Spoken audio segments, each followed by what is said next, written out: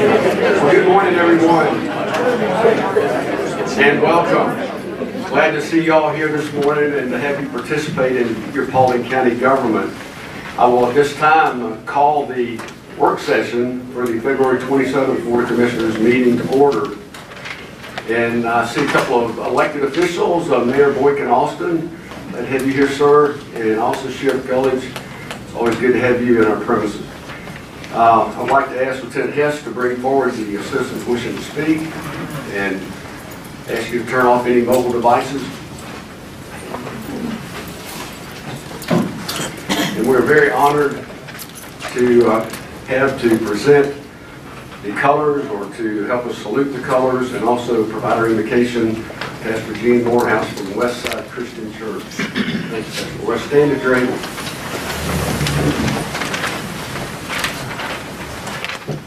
Let's go to the Lord in prayer, please. Heavenly Father, as we have seen schools attacked by an evil individual, we ask, Lord, that you watch over our students here. Get this county as a safe county where students feel safe to go to school. I thank you for our first responders, how they react and how they come to the rescue. During that big, heavy snow, so many people needed encouragement and help, and they were there. We thank you for our commissioners and their struggles to do what you want them to do. May they always be pleasing in your sight, Lord. We thank you for the attorney that watches over them and keep them out of trouble legally. And may she be blessed and strengthened. And we ask, Lord, that we look after each other. A county without love, without people caring for one another, would be a horrible county to live in. I'm so grateful that I have been able to move to this county and see the love and the compassion and the outreach of individuals to one another. We love you, Lord. We thank you for your love and compassion to us. Strengthen us in our daily walk. And as some would blame inanimate objects for the evil in this world, let us never forget that Cain killed Abel with a rock. And maybe we should outlaw the size of a rock or the use of rocks. It's people that need to be changed. Help us to repent and come to you, Lord, and live in a Christian nation, in a Christian county, loving you and serving you, God. In Jesus' name, all God's people said. Amen. Please remain standing for the pledge to the flag. Ready? Pledge. I pledge allegiance to the flag of the United States of America and to the republic for which it stands, one nation, under God, indivisible, with liberty and justice for all. You may be seated. Thanks again, Pastor Morehouse. It's beautiful. You're welcome. The February 13th, 2018 work session minutes, the February 13th, 2018 board meeting minutes, and the February 20th, 2018 town hall minutes are available for review. Under announcements, our Positively Paulding segment this morning is on Keeping Paulding Beautiful. We have a 2017 recap video with Robert Cabrera to kind of tell us some about this video and also what's coming up very beautiful for 2018. So let's watch the video together.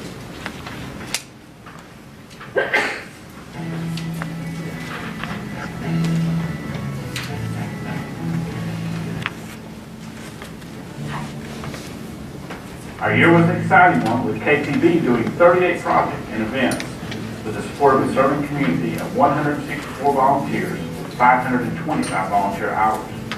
These projects and events take on many forms, some of which will be mentioned today. The first event is Bring One for the Chipper. Cooperation with KTV, Paulding County DOT, and Home Depot, we chipped 176 trees, with the mulch being distributed throughout Paulding County. Next is our EnviroScape program. It is in place to reach our Paulding County third graders.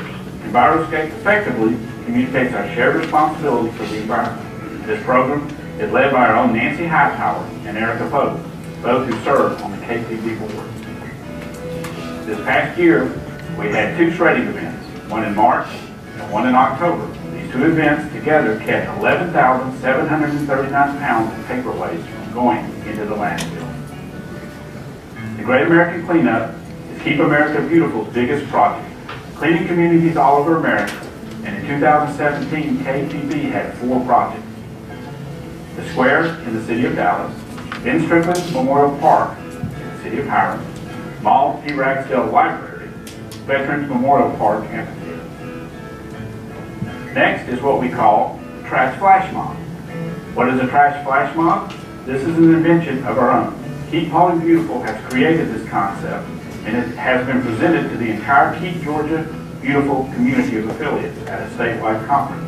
Simply put, we use social media to set up the cleanup.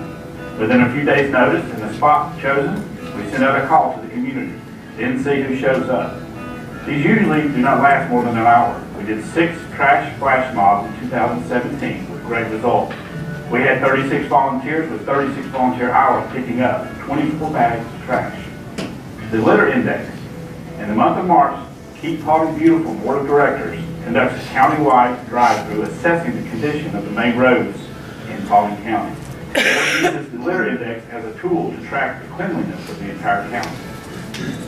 Other projects or events include an Arbor Day celebration, Earth Day Fair, a STEM program, Paulding Meadows Park Festival, and 4 library beautification projects. Also, our KPB Board of Directors meets on a monthly basis. Thanks to the Paulding County Board of Commissioners for your support, to the citizens who serve on these projects and events, and to the KPB Board of Directors, who are all volunteers: Judd Sewell, Nancy Hightower, Cliff McGrady, Erica Pope, Joey Collins, Cynthia McGarity, and Mary Carol Sheffield.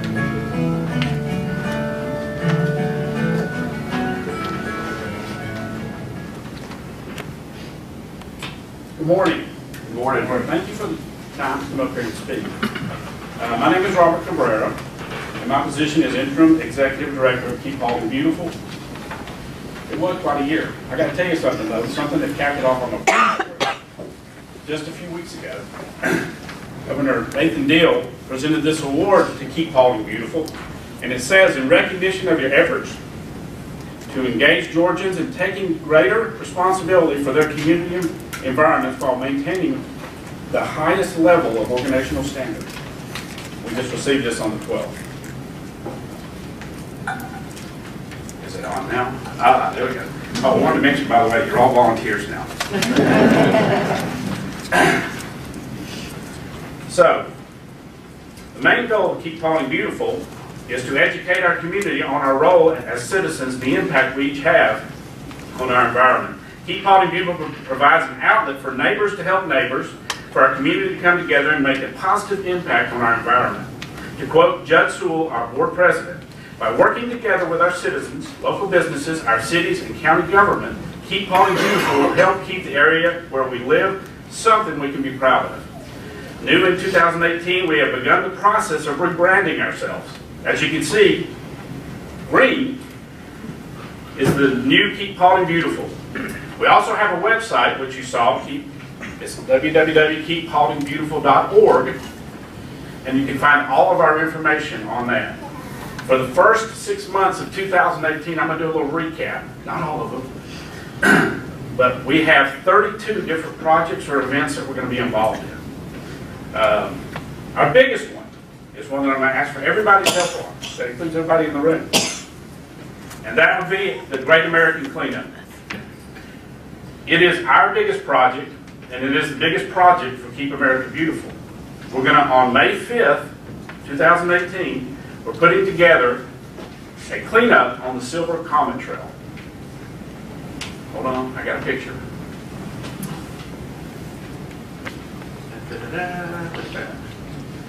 So, the reason for the Silver Comet Trail is it's easy access. As you can see by the picture, it goes through all 4 posts. It covers the entire county.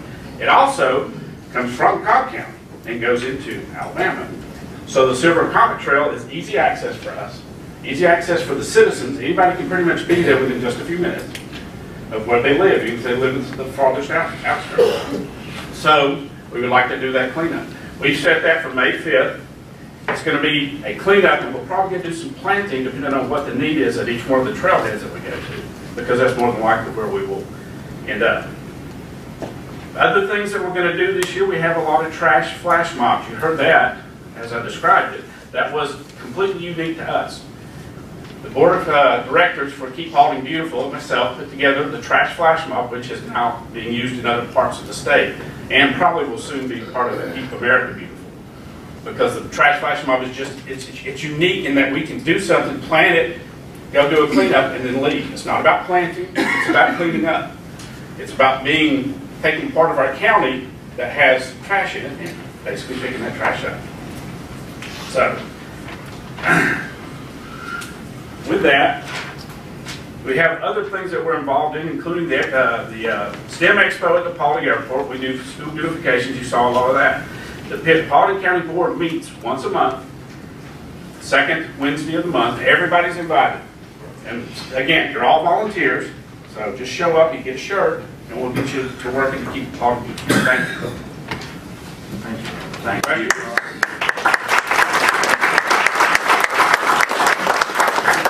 Date on the Silver Comet Trail. I'm sorry? What was the date? May 5th. And it most likely will be morning. That is a Saturday. And what we will do, I'm sorry, I should have done a little more detail about that, is we're going to ask if you will get involved. And someone from your post will call you, one of my board of directors, and say, hey, can we meet up and discuss this? And we'd like whole county involved. We would like we're going to have media there that's going to cover it. This is something that goes all the way across Paulding County, but it also covers other parts of the state. So that's why it's influencing Keep Georgia Beautiful and also Keep America Beautiful. They will see it as a nice project for everybody to get involved in. Robert, since we don't know when we'll be fortunate to get you back, would you comment on grants? I know you're really making a big effort to get some available grants. Yes, sir. We're working through Keep Georgia Beautiful to look at grants. We're talking mostly to companies that would like to provide grants to us. We also have the Keep America Beautiful has a grant for cigarette butts. That has just come up. We've just applied for several grants having to do with putting recycled receptacles in different parts of the county, places where they may be needed that they're not now. Now we have a lot out there, but we're still looking to provide more, especially around some of the cities and some of the areas that are heavily populated. So we're pursuing more grants specific to those things. Thank you so much for your hard work and your efforts and your unifying people to do this. Well, thank y'all. I greatly appreciate your support on what we do. Because every one of you have told me at one time or another that this is something that you believe in strongly. And I think that some of the things we'll do for the future will make an impact. Some of the things we're doing now will make an impact in the future. That's one of the things I wanted to say, was that when we look at the litter index, you saw the litter index that covered 8 years. I'm sorry I'm taking so much time, but that covered 8 years. What I have on the website now, which everybody has access to, but what's on the website now is actually something we're doing monthly starting this year. So right now we have January and February. We're doing a drive-through, we're doing a count, and we're putting it on the website. So you can see on a monthly basis what your post looks like. And that information is really about tracking for how do we best use our assets? How do we best take the money that we do get from grants and from other folks that want to help what we do? And where do we best place it? And it's like I got the discussion here just a little bit earlier. We know the what, we know the how, we don't know the why. The what being is trash. People are throwing trash out. The how, they're tossing it out the window, falling off the back of a truck, whatever it's doing. We kind of know the how. What we don't know is the why. Why do people do it? And I think some of this will help. The more information we gather, the more information that we put in place to be able to answer those kind of questions. And then we can use what we got. Thank you. Thank you all. The Board of Commissioners would like to recognize Ms. Nancy O'Mara for the donation of the Flag of Heroes to the Paulding County Fire Department, and Chief Carford's going to report for us.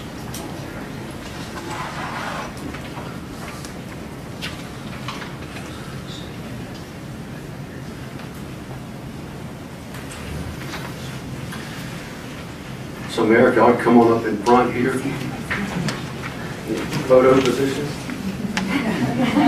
Dr. Cousins?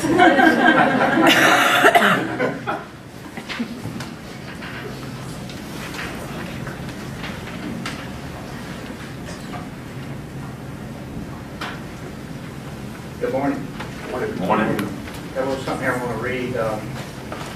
When they come this morning, we've been trying to get them set up to come. They had donated this a while back ago. We'd like to recognize Miss Nancy O'Meara. She's a resident of Dallas who donated this wonderful flag to the Baldwin County Fire Department in honor of her husband and fallen first responders September 11, 2001. The flag, which belonged to her husband, Mr. Brendan O'Meara, will hang in the foyer of the Watson Government Complex along with the artifacts from the World Trade Center. It was an important personal possession of Mr. O'Meara, who in his lifetime served as a United States Marine, a volunteer firefighter, a police officer, and an attorney. If you look closely at this flag, and you'll be able to see it when you go out in the lobby, look to your left out of the elevator, you'll be able to see the names of the public safety personnel that perished written on the flag within the stripes. One of those firefighters was Mr. O'Meara's cousin. Mr. Brendan O'Meara passed away in February of 2017. Thanks to Miss O'Meara and her family for donating this beautiful flag to our county in the memory of the public safety heroes that were lost during September the 11th. Thank you so much for donating the flag. That's I know that was something you really wanted to do, and thanks to Captain Morgan, he kind of handled getting everything together, making sure everything was right down there in the lobby. So if you'll look at it down the lobby, it's very well done, and it brings back a lot of memories for things that we do not need to forget. So thank you, Mr. Mayor.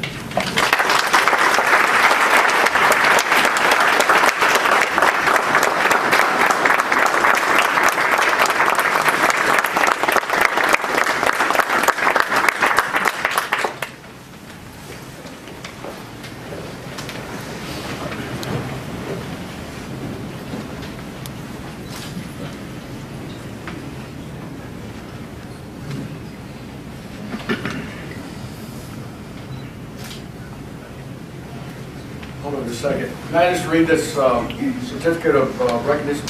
Hold on, we already covered that. Sorry. That comes later.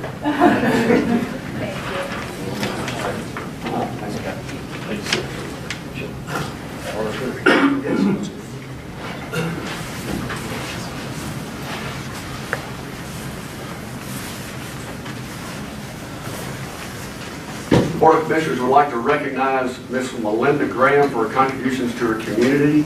And this presentation will be given by Pastor Donald Sharon from Legacy Baptist Church and also Commissioner Tony Crow, Post-Board Commissioner. We'll let Melinda make her way down. I believe she's coming up. Tony, about 4 months ago, called me and said that he wanted to do this. Miss Melinda thinks that I come up with this. It wasn't me that actually come up with this, Melinda. It was Tony Crow. Tony called me because he just felt overwhelmed and moved to honor Melinda for everything she does in this county. And I'm kind of humbled to even be asked to do this because she trumps most pastors in her love for other people. And so Melinda is everything that we as citizens and we as human beings should embody, and that's love for one another. She loves other people, not just verbally, but she shows it in many different ways. And she has lived in Paulding County her entire life. She hasn't moved here. She's not transplanted here. She's been born and raised here. And for 5.5 decades, she has served in this county, meeting the needs of underprivileged and even in some cases privileged individuals. Melinda and Jean have taken their home and made it basically a benevolence closet. And over the course of their marriage and over the course of their life, they have taken it upon themselves to, if somebody was cold, they gave them clothing, they gave them blankets, they gave them shelter. If they were homeless, they found them shelters. In some cases, gave them tents. And unemployed, help them find jobs. And if whatever need arose, they've met it, whether it be financial or whether it be possessions. She would make sure that they had it. And most of the time, people would say, you have to be in good health to do this. You have to be in good health to be able to help other people. Melinda's been blind 3 times. She's had frozen shoulders multiple times. She almost died in 2014 through a freak dock accident down in Florida. And over all this, she's for 45 years been a diabetic that's insulin dependent. And so she hasn't allowed her disabilities to deter her from her abilities to serve other people. What's so amazing about Melinda and Jean is they're like a bunch of government agencies rolled up into one family. And if we'd have more individuals that would seek to just show people the love that we have been shown, we wouldn't need so many government agencies. And what's so amazing to me is before we had homeless shelters, before we had battered women's shelters, Melinda and Jean took in 23 different families in their home and allowed them to find shelter there. Melinda was honored back in 1987 as Paulding County Citizen of the Year for her humanitarian efforts. But she has continued over the course of her life to continue to do this. I've been at Legacy for 7 years, and in 7 years, I've watched Melinda Graham through our benevolence ministry, which if we didn't have Melinda, we wouldn't have a benevolence ministry. But in 7 years, I watched her give out hundreds of large appliances, washing machines, dryers, dishwashers, refrigerators. I've watched her give out hundreds of different furniture items, beds and nightstands and dining room tables and chairs. I've watched her take somebody that's homeless, find them a job, find them a home, and move their family in, and then furnish the home. I've watched her single-handedly give out thousands of items of clothing. And most people, when they think of clothing going in and out, they think of a Goodwill. Melinda has people, just random people, show up at her house, drops off clothes. She launders those clothes. She then finds a home for those clothes. Recently, there was a fire in Hiram, and our first responders did a great job. They got there, no casualties except for 2 dogs, and but no human loss of life. And what's so amazing is, yes, our first responders got there that Sunday morning. Melinda was there too. She left church. She went straight to where it was. She took the clothes sizes for the families, and she began to get clothing to them because they lost everything that they own. I didn't ask Melinda to do that. That's something that she does every time there's a fire. She's got a police scanner. She listens to that police scanner. If there's a fire or there's a need, usually you'll find Melinda Graham there. And so what's so amazing about her is whenever she's had one of these disabilities come up in her life, like frozen shoulders, she didn't stop doing benevolence. She just kind of switched over to finding families for adopted babies. When she couldn't wash clothes, she then took mothers who were thinking about abortion, counseling them not to have an abortion, have the baby, and then her, as an individual, found a home for that baby. And that's the type of individual that she is. And that's the type of individual that humbles me. Because the Bible says, greater love hath no man that he would lay down his life for his friend. But the Bible also says that we should love our neighbor as ourselves. And I've never seen somebody love people the way that Melinda Graham does and her husband, Gene. They genuinely love people and they serve people. And we're blessed to have her as a citizen. So, Mr. Crow. We could go on hours and days talking about her accomplishment, her heart. And she's done all this on her time and her dime. She don't ask anybody for anything. Well, I was in a Sunday school class with her for a while. She came in one morning and she would always tell about the items that she might need and ask the church, if you got these items, she would pull her car up, the trunk will be open, door will be open, you just put it in there. If you don't have it now, bring it tonight. But one time she came in and she said, you know what people are really asking for? And I think she said young people more than anything. And I thought, well, gosh, what could that be? She said, toilet tissue. Never thought about it, but think about it just for a second. She said, they're asking for toilet tissue. If you have some extra, bring it, put it in the car. I asked her the other day, and I've asked her twice, I said, when did this start with you? And she told me the story about when she was a little girl. And some of y'all here, I remember because I was raised around Hiram, and in Austell, we went and did a lot of business in Austell. There was a cripple man, he had no legs. And he was on the streets down there, especially on the weekends, but he had a little cut with pencils in it. Some people would drop a little money in there. She was a little girl, and this is, she said she could remember when this started.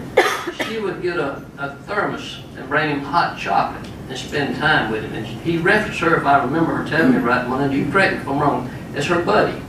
That was her buddy, or either he was her buddy. But there was a weekend she came, and he was no longer there. And they knew, some of the merchants there knew what she was doing. And they said, are you looking for your buddy? She said, yes. Said he won't be here anymore. He had lost his life trying to come across the train track there with no legs. But this didn't just happen and didn't just start with her. She'll call you late at night and say, hey, you got time to haul some bed springs, mattresses for me? She's subject to do that. She's that person. And there's no way that we could give her enough accolades for what she's done. We'll probably have to even scratch the surface. But Melinda, I love you for what you do and who you are. And Gene, I know he's in the middle of it. I stopped by recently and went up on the back porch, and they started apologizing for the clothes they were sorting out. They said, this looks like a mess, but we're sorting out clothes here. But it touched my heart, and you've touched my heart so many times. Thank you.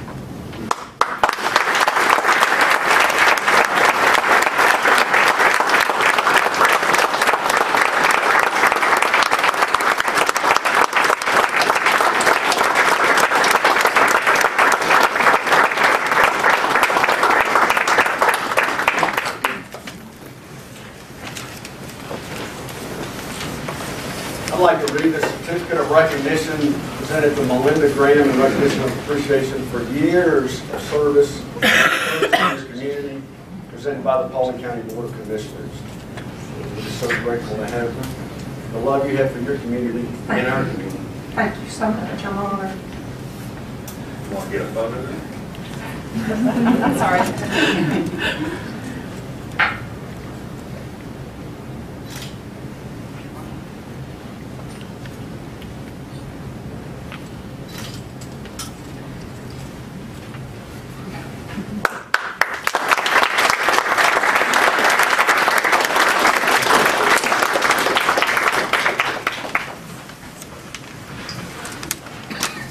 The Board of Commissioners would like to present the Public Safety Appreciation Award to Deputy Don Apperson, the Sheriff's Office, to be presented by Sheriff Gulledge.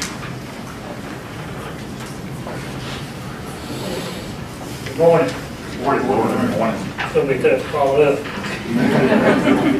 I'd also like to thank Melinda. I don't know that I've ever asked her for anything, or usually don't have to ask. She's always been in this community to help people, has a heart for it. Melinda, congratulations. I can't think anybody any more deserving of you for that.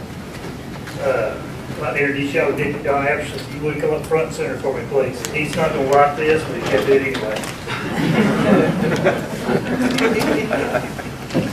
I met Deputy Apperson when we was doing the Cops for Kids program at Walmart. I got a phone call from him. I didn't have a clue who he was. He says, he was a deputy in Flagler County, Florida, I believe, and he says, if you would permit me to, sir, I would like to bring my uniform when I come up on the weekend and go shopping with y'all with the kids.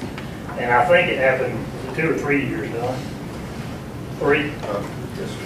And I told him, I says, what's the deal? He said, well, when I retire, I'm going to move up here. I said, well, hurry up and retire because I need some help. He kind of looked at me and he said, are you serious? And I think he gets talked to about it all the time. And I said, as soon as you retire, come up here and I'm going to put you to work. So he retired from Flagler Beach, I think, right, Flagler County, in Florida, and told me, he says, I'm moving up there, I'm ready to go to work. Watched him around Walmart, and that's part of this award is, he has, like many of us in this field, he has a heart for children. He especially has a heart for children with special needs. So I got a letter I want to read that'll keep me on point. Some men enter into law enforcement profession for all the right reasons. Deputy Apperson is one of those men. He has a heart for kids. Upon his retirement from Flagler County Sheriff's Office in Florida, he relocated to Paulding. He immediately sought employment here as a school resource officer. which was his last assignment while he was employed in Florida. We hired Deputy after July 6, 2015, and he's assigned to Dobbins Middle School down on the south side of the county. Soon after beginning his assignment, he sought all of his supervisors out in school administration and got approval to start a junior police academy. He had great success with a similar program while he was an SRO in Florida. The junior police academy was very well received by the students at Dobbins School. Deputy Jefferson included the high school JROTC cadets in the program, physical fitness component, and both high school and middle school students alike really enjoys this program. They like the interaction with the younger kids, and it's good for them also. This school year has seen other middle schools in the county request a program. Deputy Jefferson has worked with other staff members of the Youth Services Division to update and expand the program. Now has a program titled Junior Law Enforcement Academy and is expanded to East Paulding Middle School and also to St. Edmund Court Middle School. However, Deputy Jefferson's Heart for Kids does not start with Junior Law Enforcement Academy. He saw a need with a Special Olympics in Paulding County and took on the challenge. Drawing on his experience from Florida, he organized what's called a polar plunge. If you didn't come out to it last weekend, you missed something that's kind of, thought it was nuts, and I'm pretty sure they are. Met out at Lake Swan, and they all go jump in a lake, and we had two of our knuckleheads on the SWAT team decided they'd challenge each other to the king of the coals. Whoever got in and stayed the longest won, and both of them are too hard-headed to get out, so I finally called a draw and told them, I said, okay, everybody go completely underwater, and the last one up wins. So I had to get out of the water because they was all going to be sick because they wouldn't quit. But due to his organizational skills and his big heart devotion to the students of Special Olympics at their first annual, which I guess he wants to do it again, Polar Plunge was a tremendous success, and he brought in over $3,500 for the Special Olympics. This is just a few examples of his commitment to the young people of this county. He organizes volunteers with his own time and resources to these programs and fundraising events without monetary compensation, only receiving appreciation and respect from the children he works with and those of us that knows him. It's with pride and pleasure that I present Deputy Donald Lamshire with the Public Safety Award and also with a gift certificate from Longhorns for $25.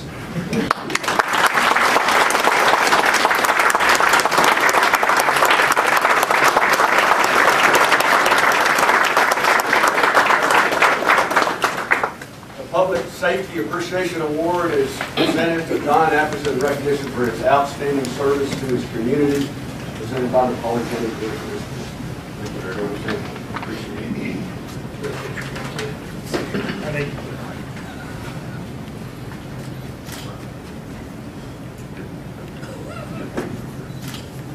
Come here, Dan. Dee, come on. Y'all come on.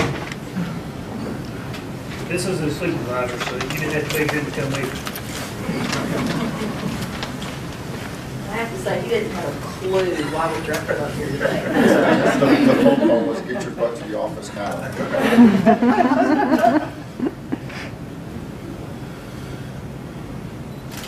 Now go get back to your school.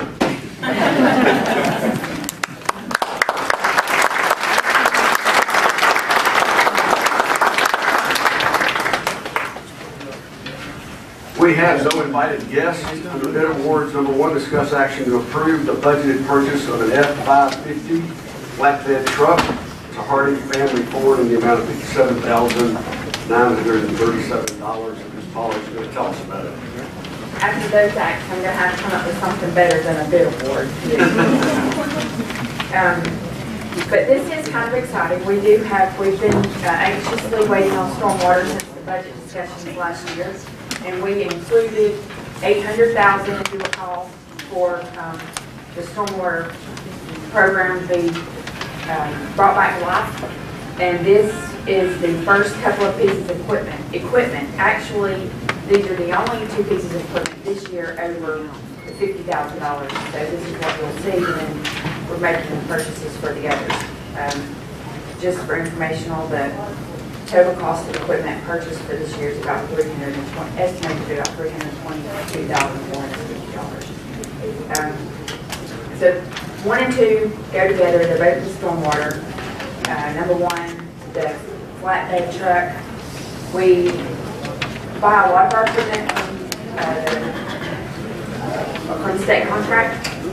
This was bid on state contract at $61,090. but Hardy Family Ford offered it to the county for $57,937, so we're recommending the board for that package truck from Hardy. If okay, I'll go ahead with number 2. And number 2, we received 5 different quotes, ranging from $56,000 to $69,000, and we're recommending the board to the low quote.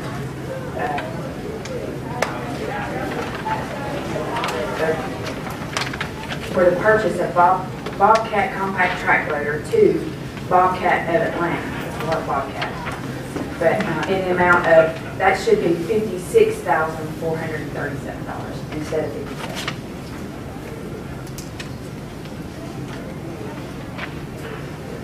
You're on a roll.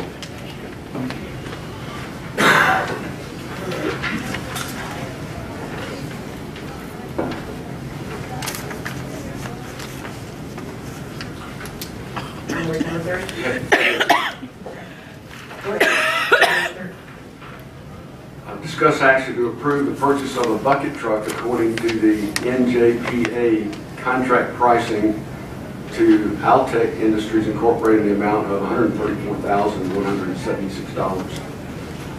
Over the past few months, DOT's operations have been without a bucket truck due to some damage and repair of one of those bucket trucks takes quite a bit of time.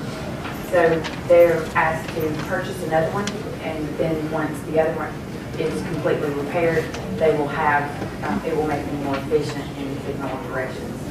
So, and this is being purchased off of a state contract type purchasing program, NJPA. Any questions? No, I know the last 8 or 9 years we've not been able to purchase some equipment. We've duct taped and zip tied and patched up and glued and welded and everything else over the last 8 or 9 years. And a lot of times the public doesn't see that. They just see folks out working on equipment. And that's very frustrating for our employees. And then you've got equipment down. So I'm thankful that we're able to do some of this. We went cranking back up the stormwater. We didn't get as much money as I would have liked to see, but I think we'll see that over the next few years. But we've started on it. We've got that department cranked back up, and I'm very thankful to the commissioners and to the staff for working on that. And that's going to help us a lot. We've got a lot of things in this year's budget that we didn't put into place till after the first of the year. We're getting into place, which is going to help us the rest of this year and next year and in the future. So I'm thankful for the Board of Commissioners. I'm thankful for the staff working together to do that. And I'm very happy for the employees that we can see some of this equipment, because that enables them to do the job better and faster and more safe. And that's what they need. So thank you all so much. Other questions or comments?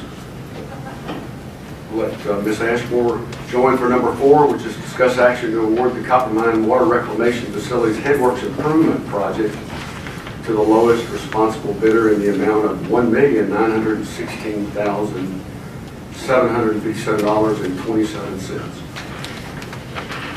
I'll touch the process, and then she can have the explanation of rotary drums. On April 15th, we did receive bids. We received 3. They were fairly tight. They ranged from $1.9 million to $2,059,000. And after this extensive review, they are recommending more to the low bid. And this will house the rotary drums that we purchased a few months ago.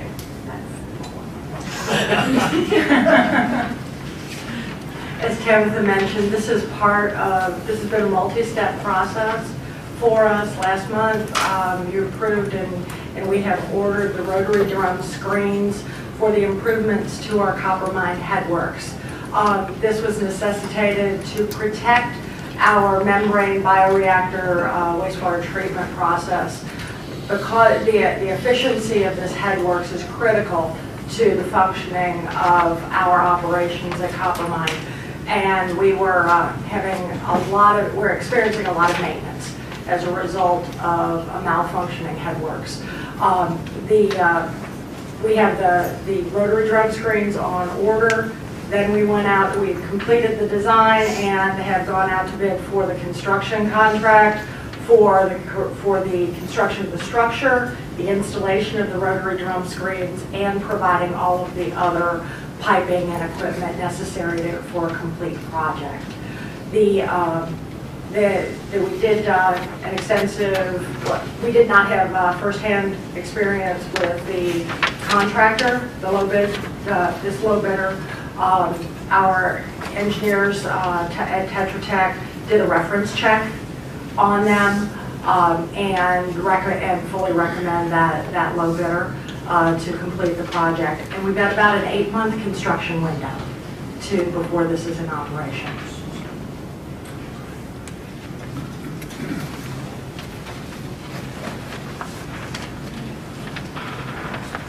Lori, while they're, whatever they're doing. Remind me what our price was a few months ago on what we did. Okay, sorry. It was about $300,000. Okay. And we're still well under our budgeted amount for this project. For the loan? For the entire project. For the entire project, yes. Yes. We've been working on that for a while. So I'd just like to point out, sometimes we get up here and discuss something about something like this issue here, and it's not something that you're going to see on the side of the road, a piece of shiny new equipment that's working. But it's something that while you're going on with life, this has got to be repaired and done and built and so forth so that we can do what we need to do with our sewer. And so that's a $2 million, $2.5 million project that you're looking at. That sometimes nobody, the employees or the commissioners or whoever, doesn't get a lot of credit for that because it's not something that's out there seen being done. So sometimes when we talk about what we can do with sewer and infrastructure and different things, there's ongoing things that you don't see that we got to take care of. We've got a responsibility to take care of. So I appreciate your work and your effort, and thanks for bringing this to us. Well, I have to say I appreciate the staff that have been working with the existing system while this design effort has been moving forward. They are holding things together and are hoping to be able to continue to do that for about 8 more months. And that's another one of those things we talk about, shiny equipment and staff keeping them safe and be able to do the job. They've struggled out there. And a lot more work than what needs to be, and hopefully in 8 months you guys see, I see some head nodding there. You guys see some relief in that, so I thank y'all for what you're doing today. And looks like we've got some help coming soon there. And you would pass on to your staff from the Board of Commissioners and Russell behind you there that we appreciate it just like you do. We certainly will. Yes, thank you. Thank you. Reports from committees and departments. We have Mr. Eric Johnson from Comprehensive Program Services to update us on the jail project.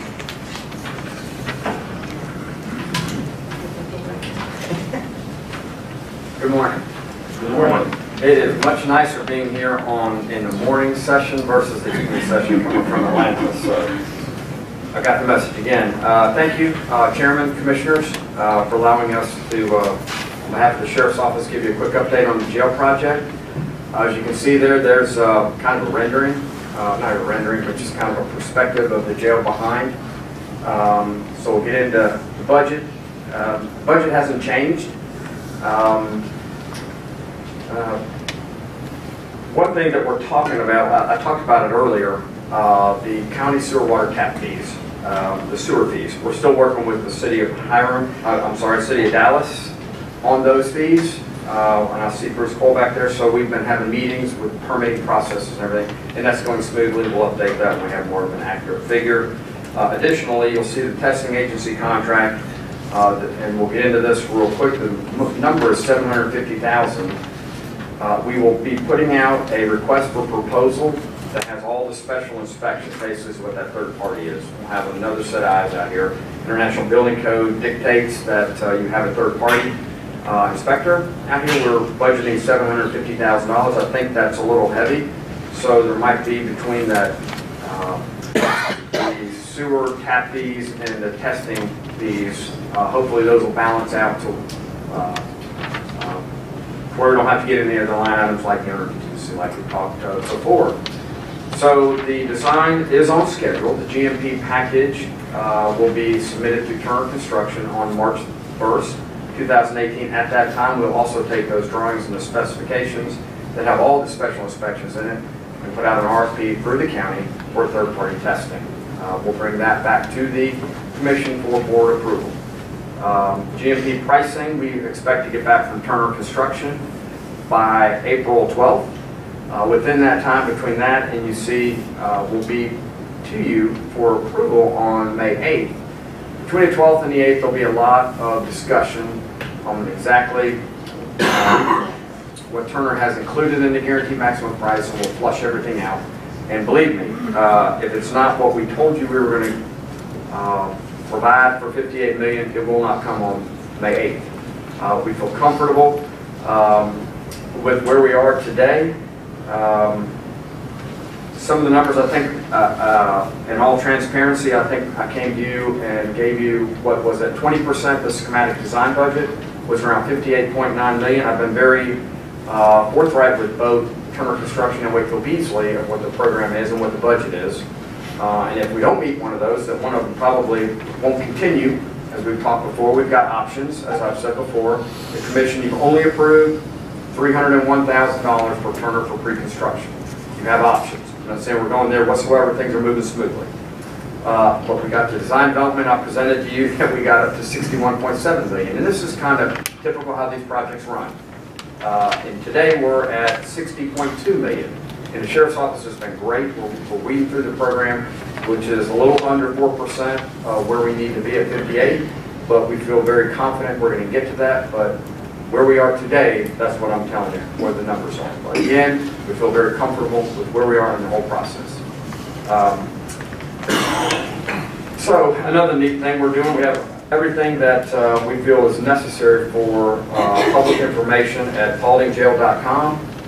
Most importantly, we have the subcontractor community outreach, where the last one was on February 22nd, 2018. There will be links to these bid packages, all the bid packages, for after March 1st when they get the GMP documents from Wakefield Beasley, the architect. These bid packages will be loaded up on this website.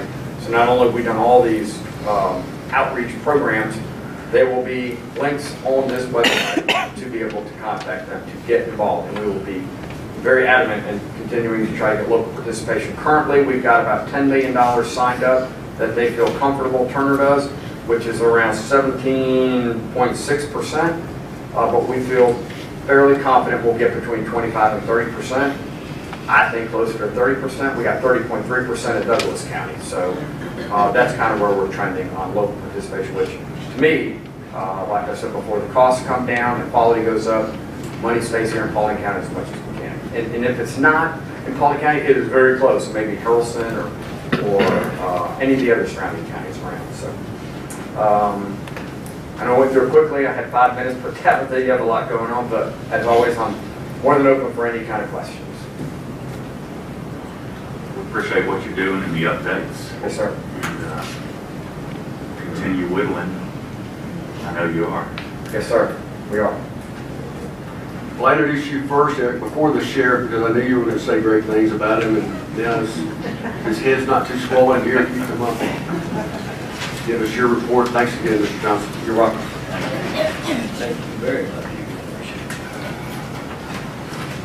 Thank y'all once again. I know y'all had an extremely busy day, and I know been laughed at for coming here and going, get done, but I'm going to do it again.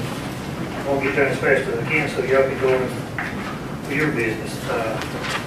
We have the yearly report from the Sheriff's Office for the year of 2017. This is for the whole last year. The Sheriff's Office patrolled 2,916,745 miles. The total arrest for the Sheriff's Office was 3,799. We issued 5,131 traffic citations. We handled 66,488 complaints. The high volume calls was 5,916 alarms, 3,011 domestics, 5,734 subpoenas and civil paper served. We had 4,299 suspicious incidents, persons and vehicles, 3,014 theft, taken, burglaries, and entered autos. We performed 8,874 traffic stops, did 142 DUIs. We cleared 3,522 warrants. We had 1,263 juvenile incident reports, 452 of those was assigned, and 668 charged. The detention center is extremely busy all the time. We booked in 4,100 last year. The transport unit transported 5,196 prisoners from court to prison, pickups, and all during the whole year. And here's one that goes with the keep Paulding beautiful. We're trying to do our part of it as much as we possibly can. Our inmate workforce picked up 931 bags of trash from the roadways last year. That's the short and sweet of it. I give y'all a book with the rest of it. If you have any questions, I'll be glad to answer them. Or everyone, if you have my phone number, you know how to find me. Yes, Gary. On the pickups, 5,196 transfers and stuff, does that come down when jail is now located behind us? We hope so. That's still, okay, it's not considered transfer then, even though you're walking over. Like if we transport one from the jail to the courthouse, that'll be in here. We'll still have to transport them from prisons and from our jail to prisons. So we'll still have a lot of it. I hope that number gets cut drastically. Okay. We should put less miles on vehicles and less time for our deputies doing other things. Thank you so much, Mr. Sheriff. Thank you. Lastly, under reports is Mr. Kelly Comstock with his bodyguard Mark Lethbridge on the Richmond Creek Reservoir. Good morning, Commissioners. Good morning. I'm honored to be here today to give you an update on some of the exciting construction progress we've got at the Richland Creek Reservoir and Water Supply Program. I'm going to take you quickly through each of the areas of construction. We've got a great large amount of construction that's taking place, starting first at the riverside itself. This is where the pump station is being constructed to pull water off of the Etowah River and pump it up to the reservoir.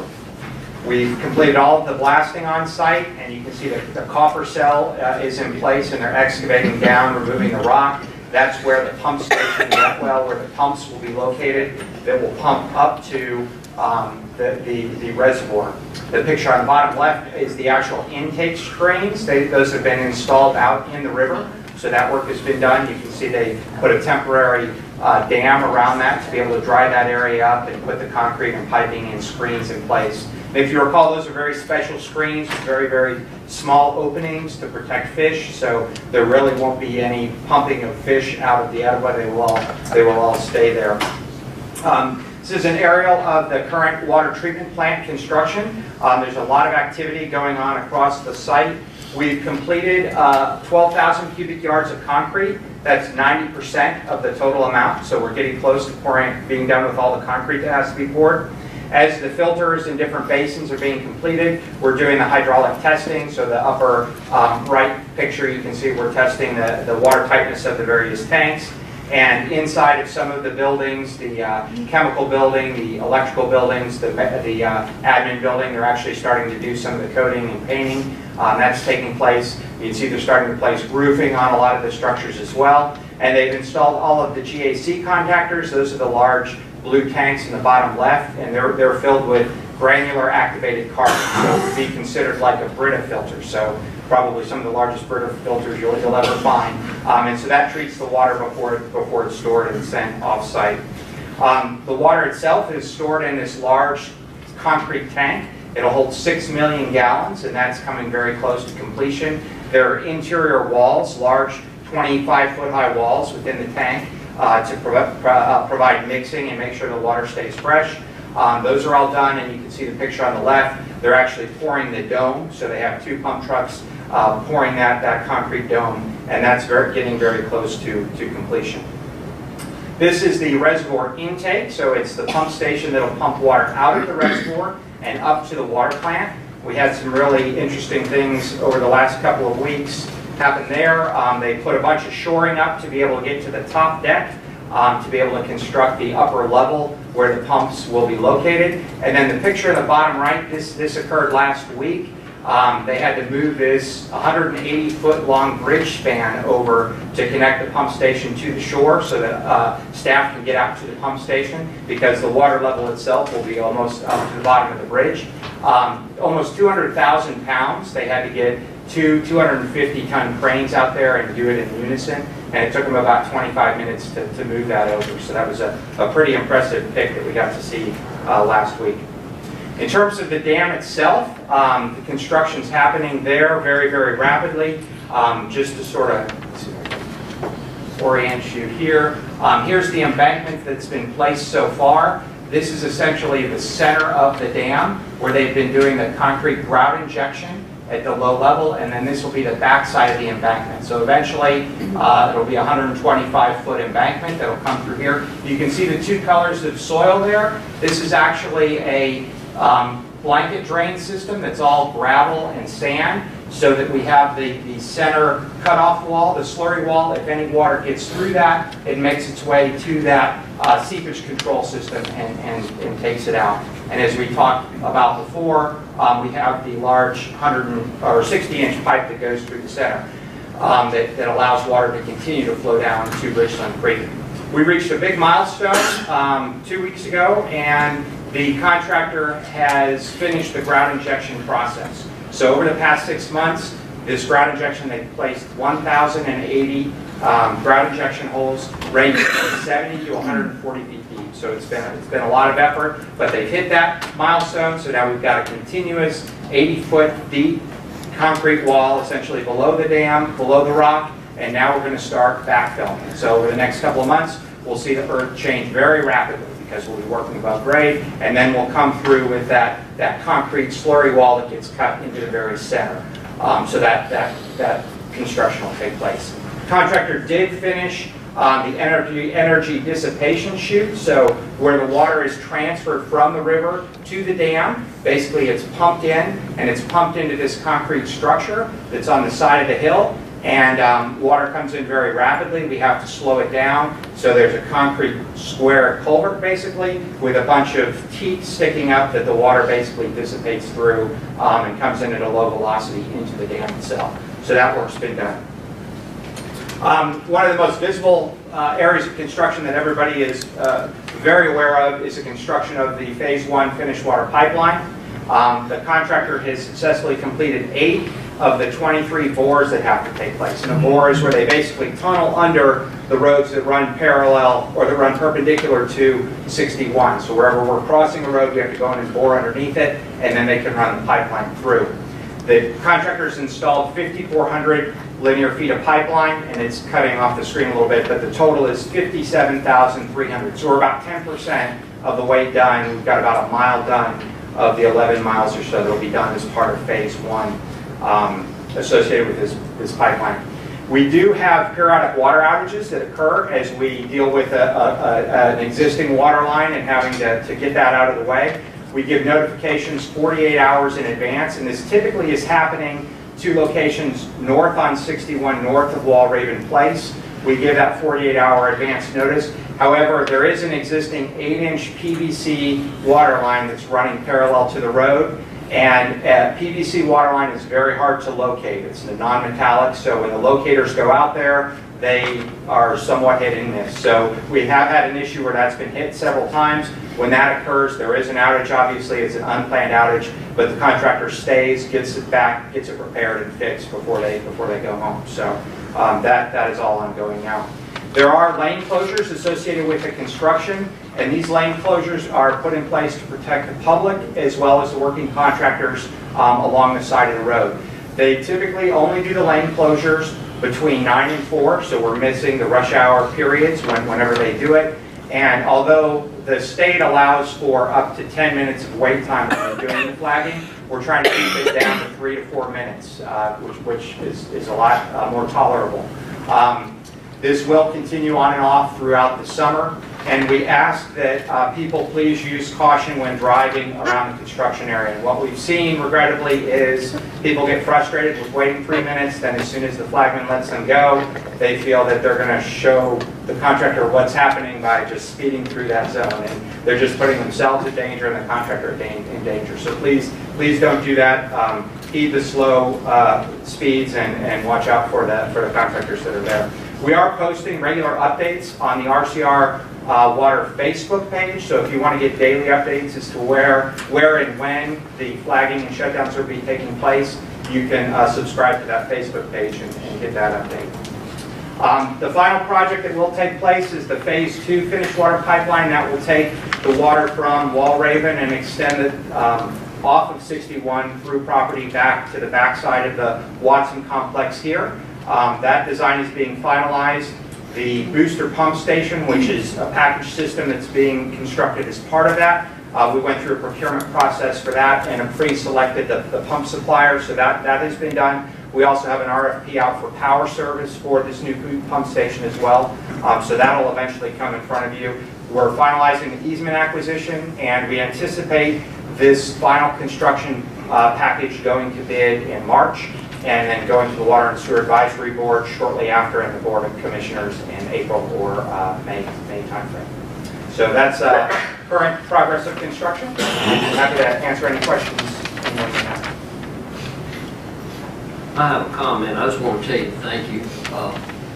Brown and Call and all the contractors there have just been great. Anytime a problem pops up, they get on it, take care of it, and I think Lord is going to crack it with them, I'm not sure. But I do appreciate it. Thank you. Appreciate that. Thank you, Commissioners. Thank you. Kelly, I'd like to say thank you for all your work. And I'd just like to ask my question. Sure, yes, sir. We are on budget, on schedule. So. Thank you. Yes, sir. That was the wrong answer. Thanks so much. Under citizens or the public participating in agenda items, we first have Mr. Lynn Backlien. Mr. Chairman. Yes, sir. I'd like to make a motion that we move public participation on agenda items, go after the new business. We could. Okay, we have a motion to move the public participation until after the new business? Yes, sir. We were not doing any votes here this morning, so I think it'll be okay. We have a motion and a second. I'll second. Second. All those in favor say aye. Aye. Motion carries 5-0. Under the consent agenda, discuss action on 2 consent agenda items. Required to read those. Number 1 is to adopt an updated policy, drug and alcohol testing, hauling transit. And number 2 is declare item listed as surplus and approve the disposal through auction or trade, and then required to read these also. The DOT Truck Unit 80, 2000 Ford F-350, 1FT WW32 S9Y Echo A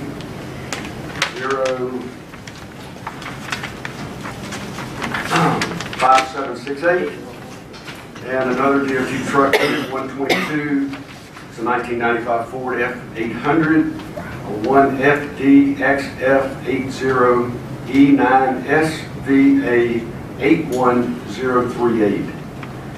And a third DOT Truck Unit number 114, a 2004 Ford F-150, serial number 2FTR F18224 CA14935. And finally, a DOT Truck Unit 75, a 1994 Ford F-150, 1FTEF 15 N7RNA 72750. Would any of the commissioners like to move any of the consent agenda items over to regular business? Hearing none, we will keep them in the consent agenda and move on to new business. New business number 1 is discuss to approve change order number 2 to the Richland Creek Dam and Reservoir contract to Brad Cole Construction for construction of an internal access road for timber harvesting and heavy truck traffic in the amount of $95,609. We have Ms. Ashmore and Mr. Comstock here to answer any questions. Commissioners, this is a item that has stemmed from the dam construction that's taking place. If you recall, I mentioned that they had to bring in a lot of gravel and sand for the blanket drain, and they're preparing to bring in a significant amount of concrete for the slurry wall that's going to be taking place. What that has resulted in is a significant amount of traffic occurring on Old Dallas Road, which goes both through Bartow County and Paulding County. A very small, older road, and we're seeing up to 90 trucks per day going up and down that, so a significant amount of access going through. So the residents along there have raised concerns, safety issues. I think we had a chicken fatality along the road. We had some issues that we had to deal with. And so we've looked at finding solutions, and we've come up with a concept where this access road could be constructed that would allow internal access from the water plant to the dam area and allow truck traffic from outside of the site to go straight on off of 61. Right now, the only access we have between those two construction areas is a very steep hill, so you're not able to get deliveries down that hill, you're not able to get concrete trucks down that hill as well. And so we would be constructing a new road to be able to bring in all of our traffic off of 61 to make it a safer working situation for the surrounding community. The benefit is we're going to have to construct this road eventually anyhow, because when we do the second timber harvest, the current access that we have on Old Dallas will be cut off by the dam itself. So we're going to need a lower grade road to be able to get the timber harvest out. So instead of waiting till the timber harvest, we'll go ahead and put the road in now, and then we can use it for the dam construction. If you recall last month when we came forward with the permanent access off of Old Dallas, that was significantly below the budget that we had, so we've got plenty of money within the budget was set aside for road access to cover this, and so we'd like to go ahead and do it now so that we can get the traffic off of Old Dallas and be ready for the timber harvest when it takes place. The cost is $95,609. It includes the actual road construction, all the erosion control, and maintenance of that for the next year and a half or so during the final construction process. And this road was not part of the Brad Cole's contract, obviously, originally. So that's why we're coming to you for a change order for that. We've been talking about this. We knew this was going to. Yes. Comments, questions? I know what you're going through out there on Old Dallas Road. I've been part of that, obviously. And I didn't know the solution. You guys came up with a solution. Do I like the 95? No, I don't. But nevertheless, I realize that we're doing what we need to do, and in the long run, we're going to be better off. So this is one of the things when I said that Brown and Cowell and all the contractors out there have been great to work with us. They have. Thank you. And I'm sorry for all this, but nevertheless, it's got to be done. Yes, sir. Yeah. Thank you.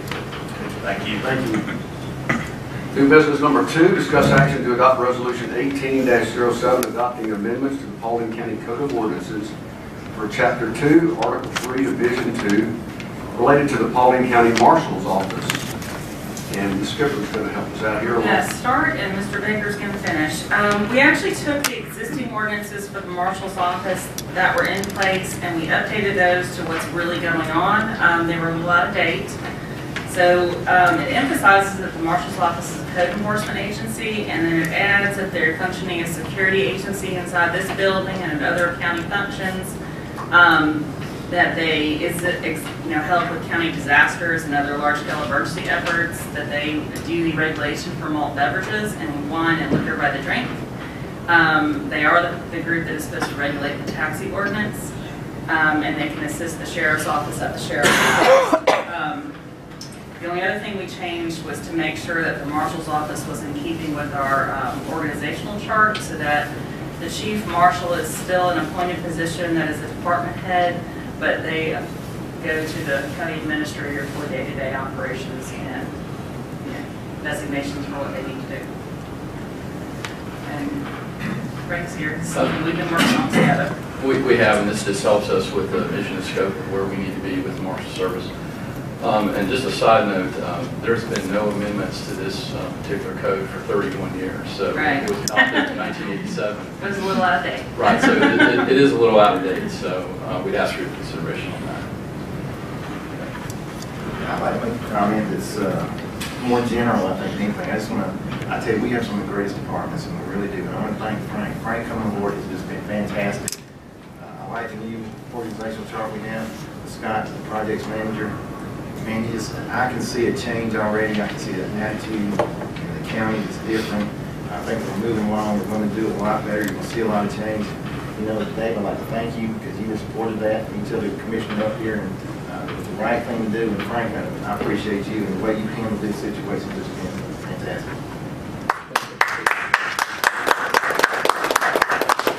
I'd like to say that I had a couple of questions out in public, and they kind of questioned us tabling some things when we were dealing with you and Scott and different things, trying to get to that point where we are today, which I think is absolutely, like Frank said, fantastic.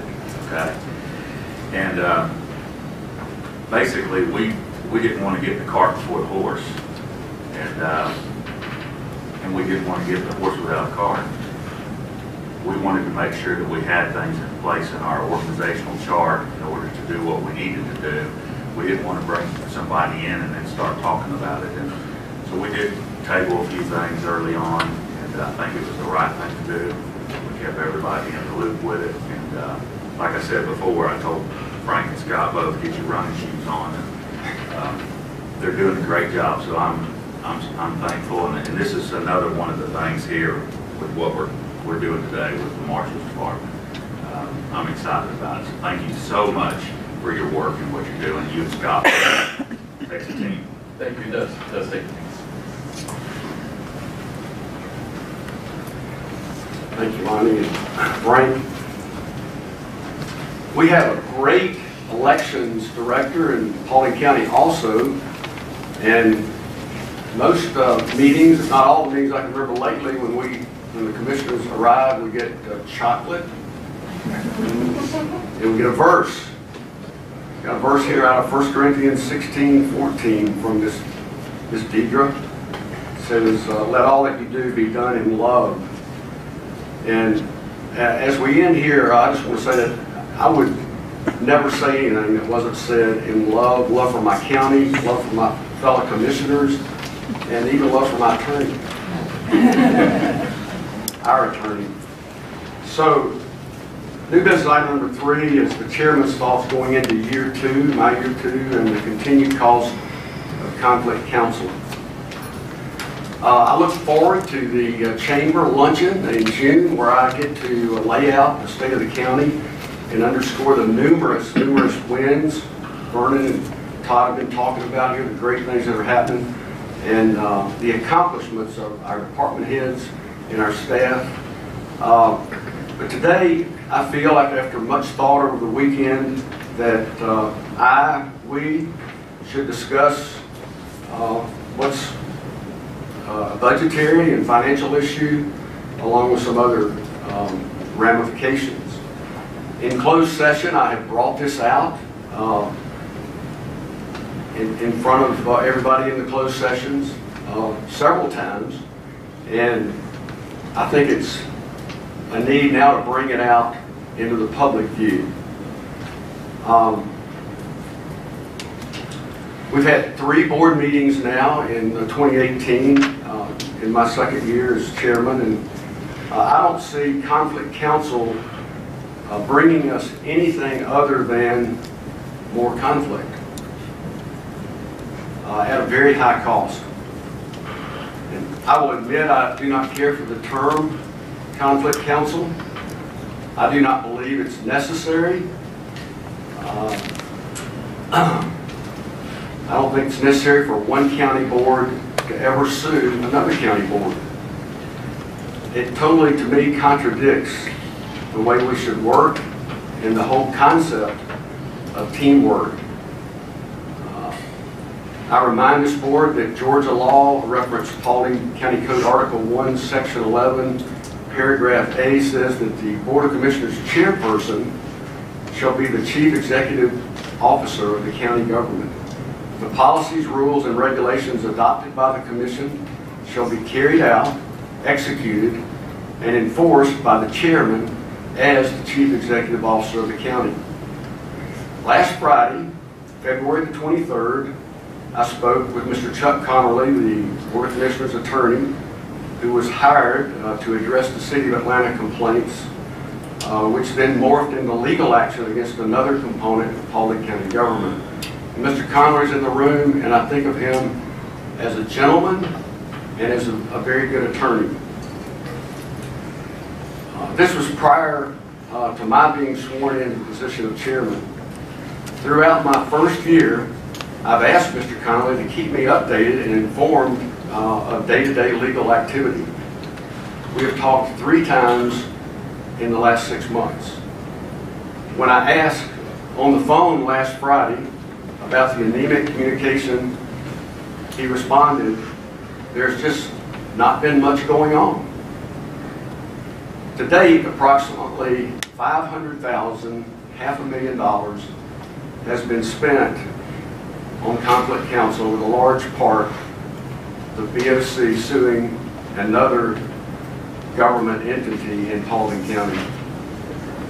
Because ultimately the legal fees of all government entities in Paulding County are paid by the taxpayers of this county, that means that almost $1 million has been spent by the taxpayers when you add the boards together.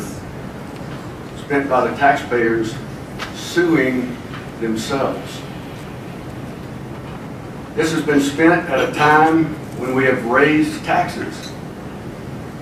I'm in the process with staff assistants in preparing and developing the chairman's budget for fiscal year 2019. Well, I can find an easy $1 million to shave off the budget in these lawsuits now. I have here in front of me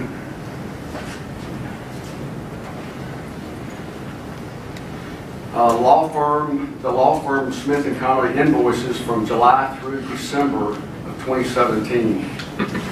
Just looking at December, there were 20 working days when you exclude weekends and holidays in December. Per the December invoice, on 22 days, Smith Connerly LLP, where Mr. Connerly is the senior partner, recorded transactions concerning Paulding County legal issues. So, there just has not been that much going on. Just in December, there were appeals, phone calls, depositions, and other activities for a total of 44.6 hours at $325 an hour, costing the Paulding County taxpayers $13,888. Almost $14,000 in legal fees on 1 month alone. And the other months, the invoices that I went back through July are all about the same, similar amount. Based on a 160 work hour month, this is 28% of Smith Connerly lawyers' work month, of a lawyer's work month, spent on little old Paulding County. But there's just not much going on. As I look at this invoice from December, I see Commissioner Pownell's name mentioned 29 times. And Carmichael, not mentioned at all. Now, I'm not jealous. I'd rather be doing other things. But I am floored. I'm floored. I've studied BOC meeting minutes, including executive session minutes, for the last 3 years. I find no official vote taken to allow Commissioner Pownell to deal directly, day to day, with Mr. Connerly. $14,000 in legal fees for December has been charged by a county conflict attorney, and when asked for better accountability, I am simply told by the attorney there's just not been much going on. Mr. Pownell, Mr. Connerly is not your attorney to be used to pursue your personal agenda and personal vendetta against other governmental organizations in the county. So, as I said before, and I will emphatically declare again, I do not believe any county entity should sue any other entity, school board, colleges, the chamber. I believe we, as men and women on various boards, should sit down face to face with mutual respect and figure out a way to come up with a plan to reconcile and find common ground, person to person, to move ahead without attorneys, without spending hard-working taxpayer dollars on lawsuits. I propose, number one, all day-to-day legal transactions are briefed and screened by the Board of Commissioners chairman, as stated in Georgia law. And number two, the Board of Commissioners drops all internal county versus county board lawsuits. Number one, day-to-day legal transactions are briefed and screened by the Board of Commissioners chairman, stated by Georgia law. And number two, the Board of Commissioners drops all internal county versus county board lawsuits.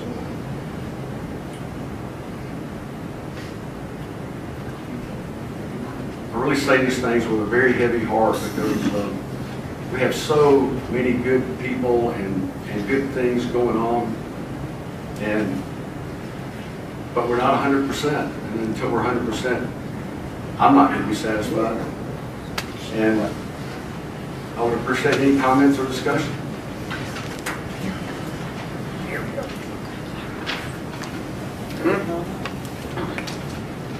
Well, you like that? Well,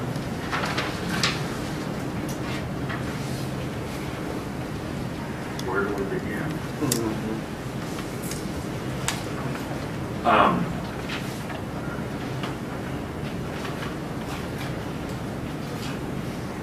I've got several things that I can address, and I will do them properly, like I've tried to do for 7.5 years up here.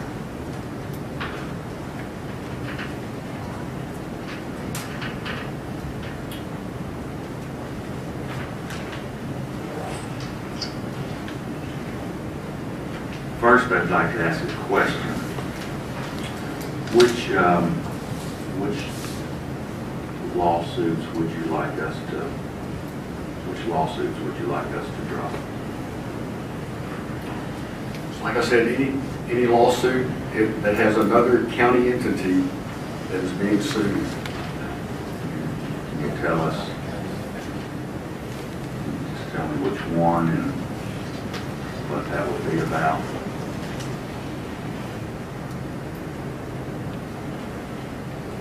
Do you not know which ones? And I know the lawsuits. You're the one that would like them dropped. I'm just asking you which ones and why you would want those dropped.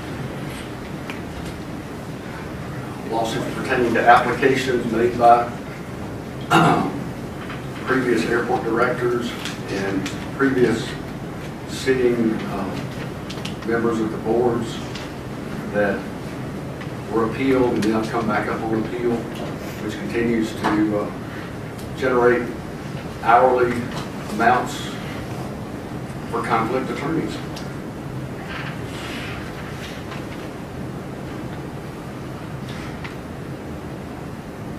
And I might add, Todd, regardless of how those lawsuits would go, there is absolutely nothing to be gained, win or lose.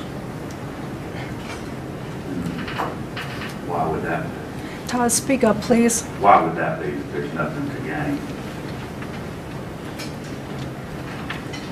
What do you think we would gain? I'm asking you. You said there's nothing to gain, so I'm asking you, what do we gain by not having them?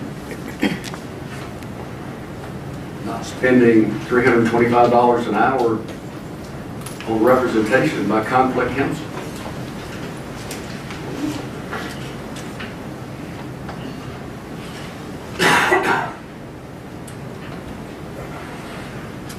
So besides that, why do you think we should drop those lawsuits?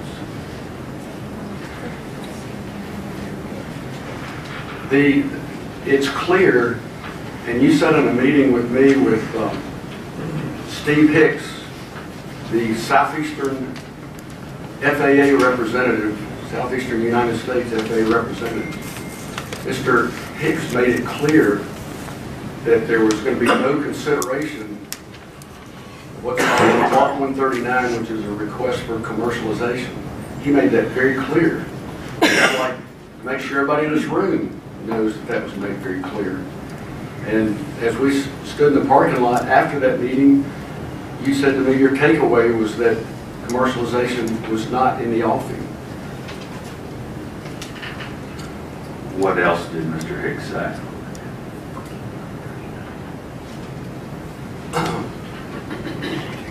I'm starting to feel like I was a witness on a jury stand. Well, no,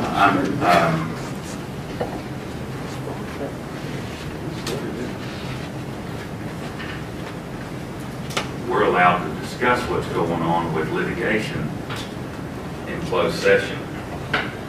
We've been criticized by going into executive session so much to discuss whether it's real estate, personnel, litigation. We've been criticized about it. When it comes to personnel, there's things that need to be discussed in executive session. That's the human resource way of doing it. That's what we should be doing. When it comes to real estate, you know, when there's things going on in the county, we should be discussing that out in the open because we're trying to work out different deals that are going on. But when we've got it worked out, we bring it out here for a vote in the public eye. And when it comes to litigation, we're allowed to discuss that, and you brought that out here.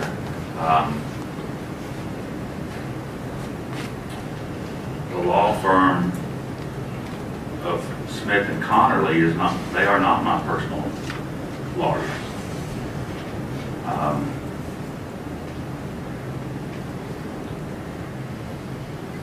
We all have different projects that we're working on, and because of the fact that only two of us can work on those projects together, it might be that Tony, Crow, and I are more working on the jail project. Vernon's been doing a lot of things when it comes to sewer. Vernon and I have went and done a little bit when it comes to animal control. But we've got different projects that we work on and we take the lead. But when we're criticized for going into executive session so much, those executive sessions are updates. They're not only updates of where we are, they're updates of this is where we've been, this is where we are, this is where we could go, do you want to go? And any time that we've had those, if there's anything that we need to do to give conflict counsel, Chuck Connerly, the go-ahead to do anything, we've come out here and voted on it. I have taken the lead when it comes to the airport issue.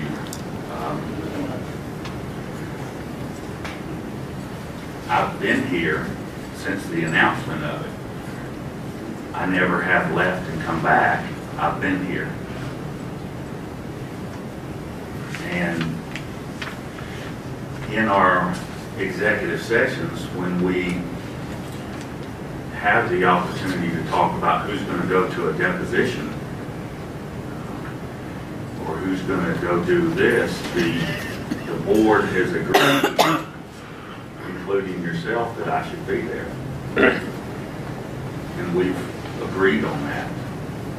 There's been times it's been me, there's been times it's been Vernon and myself.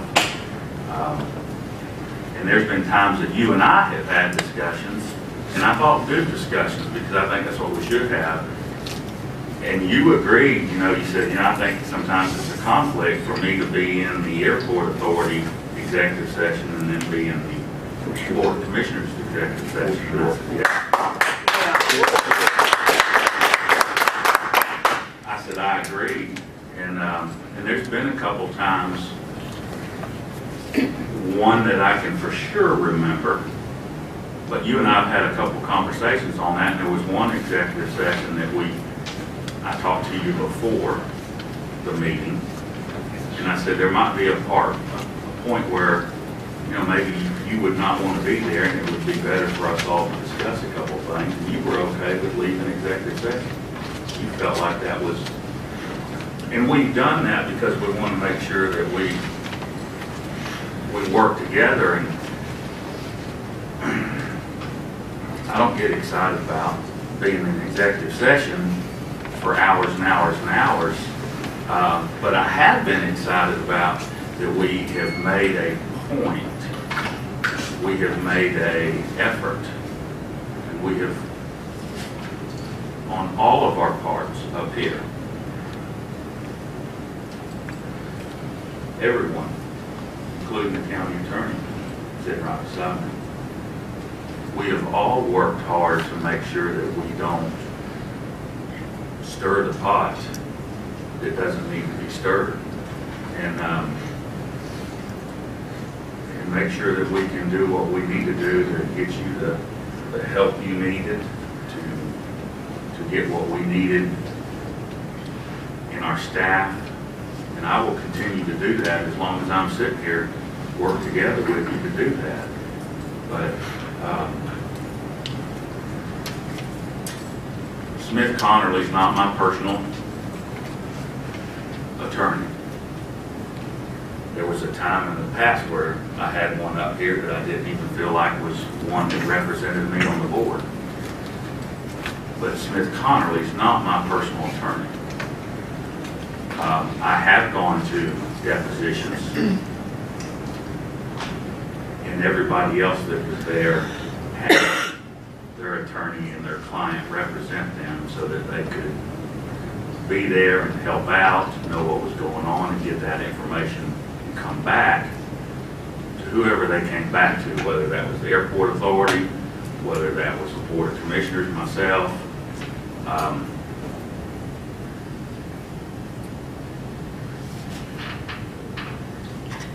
I have said since the early 2000s that I did not agree with the law firm having so many different spots in the county, because it put us in a bad spot. There's record of me saying it as early as 2002, 3 as a citizen. Because of that situation with the airport authority and with our attorney here at the time being from the same law firm, it did create a fact that we needed conflict counsel. We didn't create that. I didn't start this that we're doing right now anyway.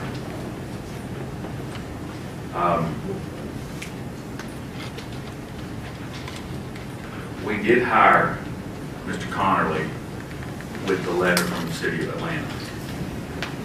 When we got that law, when we got that thrown at us, we hired him because we had to have conflict counsel, because at the time, Ms. Skipper could not represent us on that, because the law firm that she was at had the attorney, Tom Cable, that was representing the airport authority.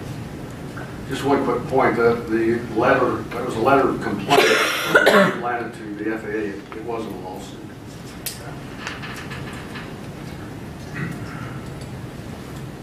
So therefore we hired Chuck. And other things have come out of it.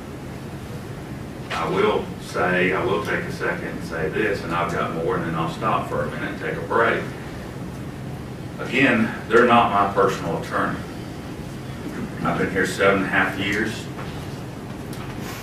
The only thing that's ever been paid for me has been my going to ACCG meetings, my hotel for ACCG, different classes that I have taken, and I'm very appreciative of them, and they're very good for the Board of Commissioners. And then it's been paid when I went to the depositions, my airfare and my hotels. That was New York, Seattle, and Orlando? Yes, it was. In 7.5 years, I gave back the first 2 years of my salary back to the county. I don't remember the exact total, but somewhere around $32,000 or so. I've never turned in an expense. I'm saying that because what was said today just now, but it's been said before. I've never turned in an expense. I've never turned in a food expense. I've never turned in a mileage expense, a gas expense, or anything like that. And I never planned to be going to depositions, be in depositions, be deposed, or anything else when I took office. So, to kind of throw it out there as if I think that Smith Connerly is my personal attorney and that I'm doing anything wrong,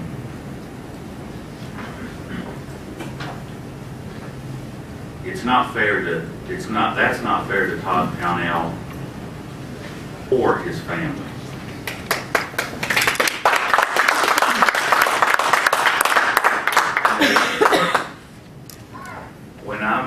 When I'm gone, it's a burden on my family.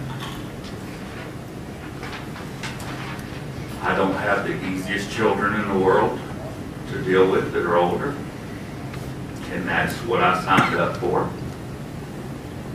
And things have to be put in place in order to take care of my family. My wife and I both work. And to throw that out as if I think he's my personal attorney, and to talk about what you just said and let people know, they know where we went for depositions, it's out there. But I can tell you, it was a hardship on my family. I didn't turn in any food. I just went, did what I was supposed to do, and I came back and gave a full report to y'all. And you can do that to me. I can take it. I may be a man with a soft heart, but I can take it. Don't do it to my family. And my family works very hard to make sure that I'm able to put in the time that I need. And there's a lot of time that my family is shortchanged.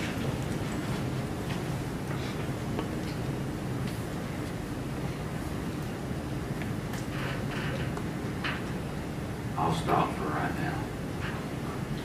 Any other comments? Yeah, I'd just like to say one thing from me. Man, I tell you, today's been a great meeting. Found out we have some great citizens in Paulding County that we recognize. Found out we got great staff. It's been a great meeting.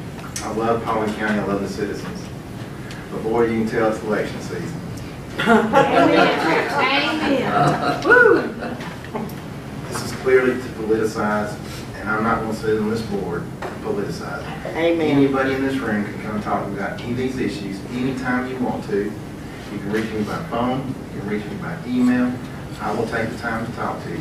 You may have to work out a time to sit down and talk. I am busy, but I will talk to you when you talk about any of these issues. But I'm ready to go to executive session and get some business done. Thank you. Ron, Tony? Only thing I'd like to say is, I know that we openly voted as a board to hire a conflict counselor. It wasn't just Todd. When you voted yes or no, that's you. is evidently the majority, or he wouldn't be sitting here. And that's the way that you do county business. You do things by the majority. And this board disagrees from time to time. I understand that. That's part of the deal. If you got a board sitting here where everybody sits here and says, yes, I'll go along with that, you've got a bad board. So sometimes what you see up here, disagreement or disappointment or discussion, is nothing but that. It's not hate, malice. It's simply trying to give Paulding County a better government. Part of this lawsuit business is where the airport authority's not paying their bills and we have to do something about it and take care of it. We may be trying to take care of the citizens of the county more than anything, but I really and truly am sorry we'll have to do this out in the open rather than executive session, but I guess sometimes people feel the need to do that.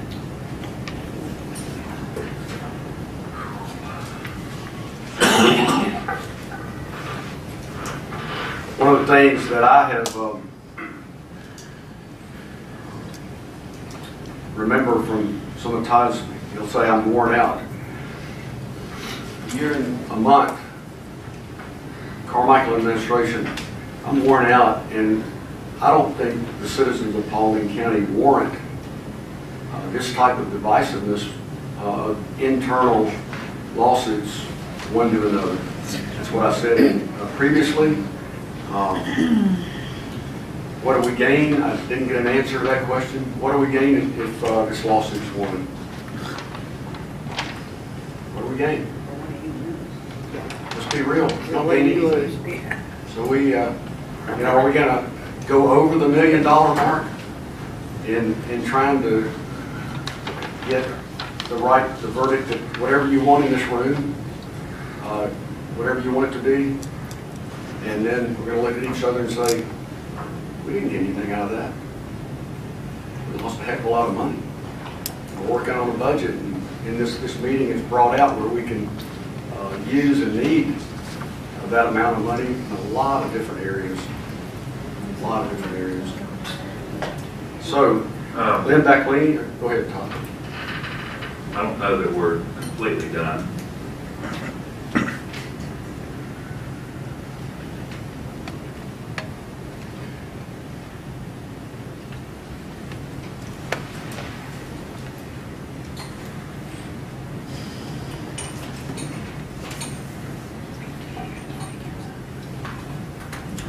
Lawsuits, I haven't enjoyed dealing with them any more than anybody else.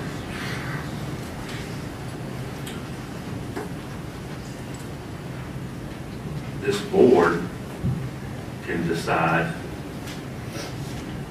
to carry on, or this board can decide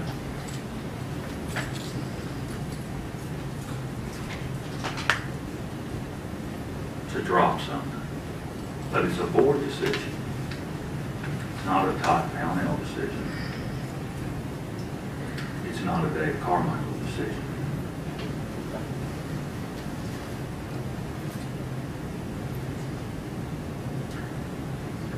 This board can decide if they want everything to go from Chuck to you. I don't think that's wise. But this board can decide that. If this board wants to, that's not a top-down decision.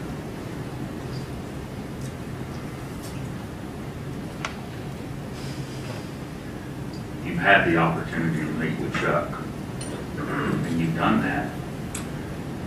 And some time back,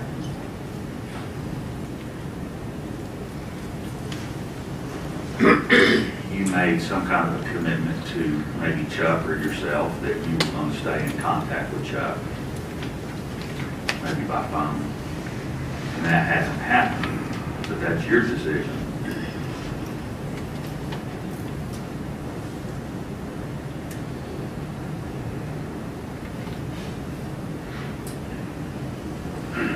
Just one comment. We're the ones paying the invoices. We're not the ones sending the invoices out. And we're paying a lot of invoices. Some folks say, and this is discussion that gets maybe a lot of questions answered. there's a lot of invoices that we're paying that I'm not happy about paying. Besides, I wish we could settle things. We actually had an opportunity in December of 2016, where we had some sit-down talks. And everybody was at the table. Everybody was at the table all day. When we left there, I felt refreshed, I felt good, felt like we had gotten somewhere. It was a positive meeting on all parties. And we left there, and we were going to be moving into Christmas time and New Year's.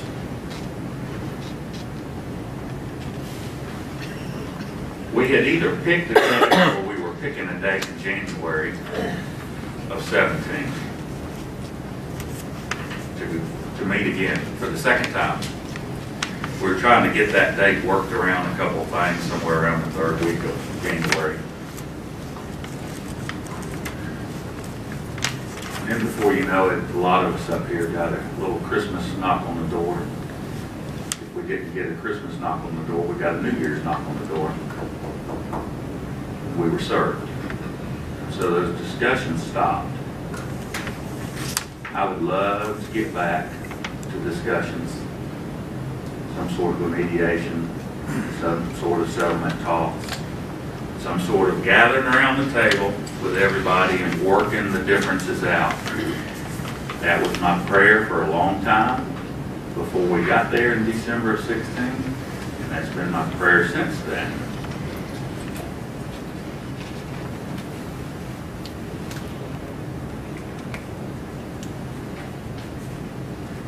You know, if you're in this audience, and you're a staff member, or you're a citizen of Paulding County,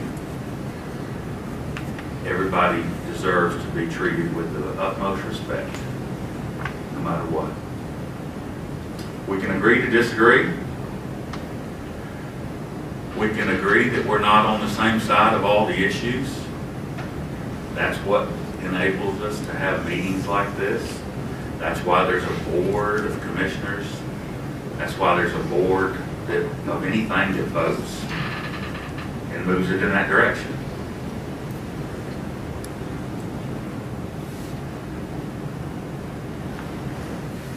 Sometimes people say, what are you doing? What have you been doing? We haven't heard what's going on with the airport. And that's because I've heard, boy, we're wore out with hearing about the airport, and we're wore out with, we don't want any fighting, and we've tried our best to make sure that that doesn't happen.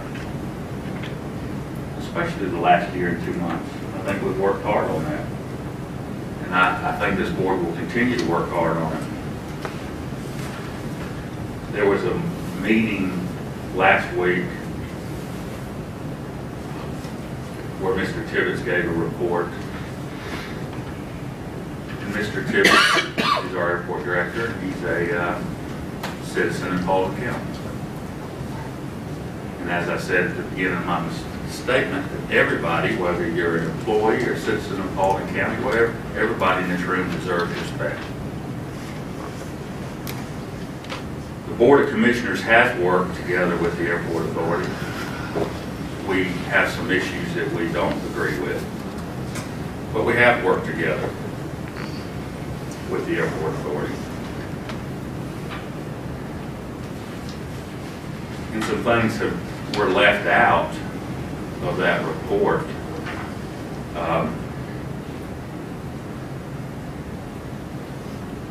Over the last 4 years ago, the Board of Commissioners kept our part of the intergovernmental agreement and sent in 2 payments to the Airport Authority $400,000. The next year, $375,000. The next year, $350,000. And this year, first part of July, first part of January, sent them $162,500 each. I believe that's 3 1/4.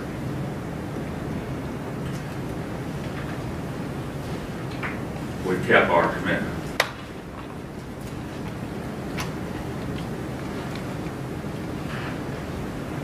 May I respectfully ask how much of that 325 went to legal fees? Hang on a second.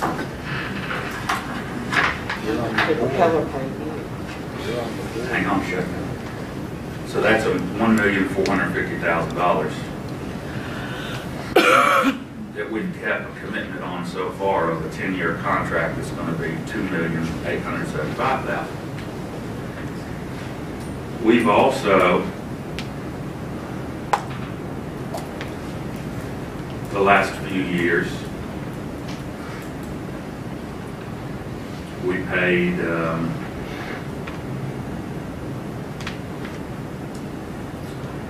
on the $3.6 million bond, $1,172,202.50. And the reason that we did that is because we ultimately back the bonds. We have to make sure that we do our job with that, keep our credit rating.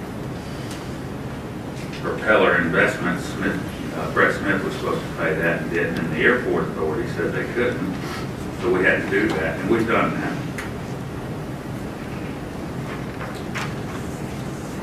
I'd like to thank our fire department. Sometimes I kind of forget about them. It's one of those things you don't think about until you need them. Joey and I have worked well together and working on new fire station out 278 West for the citizens. But they have responded to a couple fires out at the airport. I appreciate you guys doing that. Went out there and did their job. They're a county department.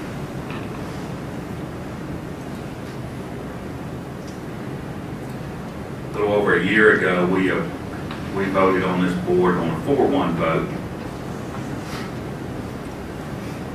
And I'm not so sure the one vote wasn't correct, but we voted, this board voted on a 4-1 vote to allow them to move forward as long as they got the proper documentation from the proper authorities on the wildlife fence. We were kind of under the impression that night that that could be done. Then that the approval had already been given to them. But we did sit down and we all agreed, hey, they need to do the wildlife fence in the name of safety. We've agreed that pine trees that are infected with beetles can be cut. And we've agreed that anything in the Park 77 area that the FAA describes safety zone when it comes to height of trees, buildings, structures, hills, dirt, mounds, however you want to put it, that they can be worked on and those trees can be removed. We've agreed that trees can be cut for the wildlife fence. What we didn't agree on is we didn't agree that the property could be clear cut. Because we're looking out for our environment. We're looking out for the wildlife that are out there. We're looking out for how the General Aviation Airport looks. We're looking out for our neighbors and our streams, Bluffy Creek. If you've ever had the opportunity to go out there, you know what I'm talking about. If you haven't, you gotta go. You gotta walk in the creeks. Absolutely one of the most beautiful areas I've ever seen. And so we want to protect those. I've sat down with Mr. Tibbetts and we've talked about T-hangers for more general aviation airplanes. And I said, you know, that'd be a great thing for the county to go in together with you guys so you can get the rent, we can pay for the T-hangers, and then it can be an income stream for the airport. So we have worked with the airport authority. There are some things that we don't agree on, but there's a lot of good things.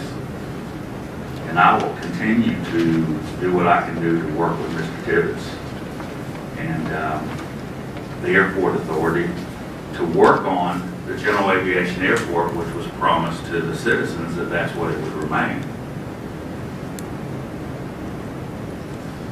This board has paid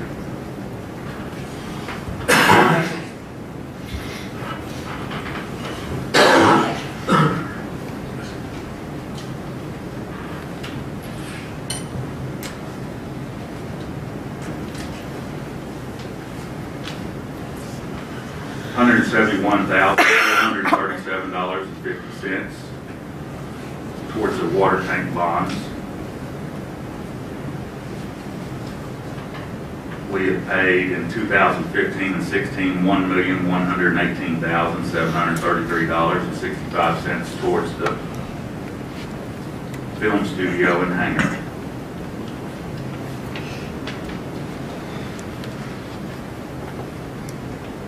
That's somewhere around $2,462,373.64 that we paid.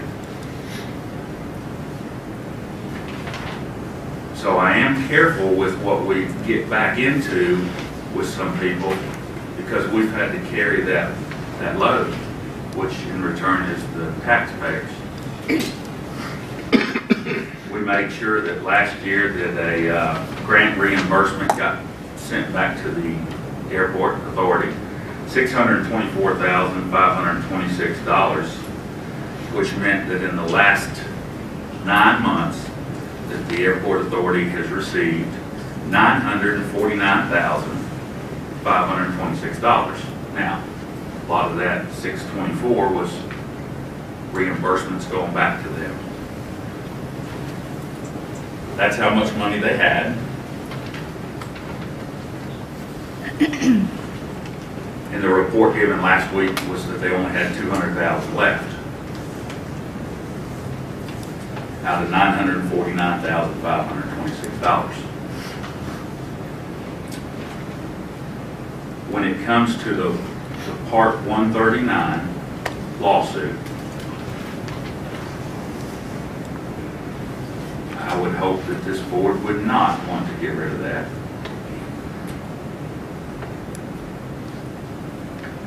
And it does say, we have talked about, and I do believe, the airport director at the time, Blake Walford, worked for the county. It was an airport department. He did not have the authority or board approval to do that. So you can say, let it go. Just let that go. Let's just don't fight over that. Are you saying that you condone what was done? Because I don't. We've agreed that no department has that authority to do things like that.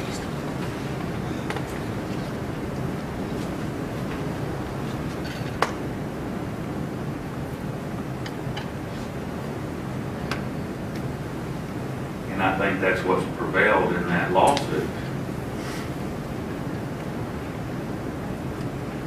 But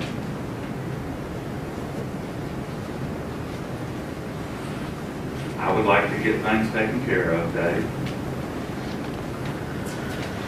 But I think what we all need to do is speak the truth and pray for the truth. And I think we can get through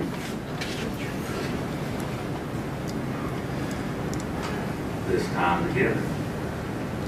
Well, a couple of compromises with the truth. On the fence, there were 2 delays before one vote occurred, and then the money has been given to another airport in another county.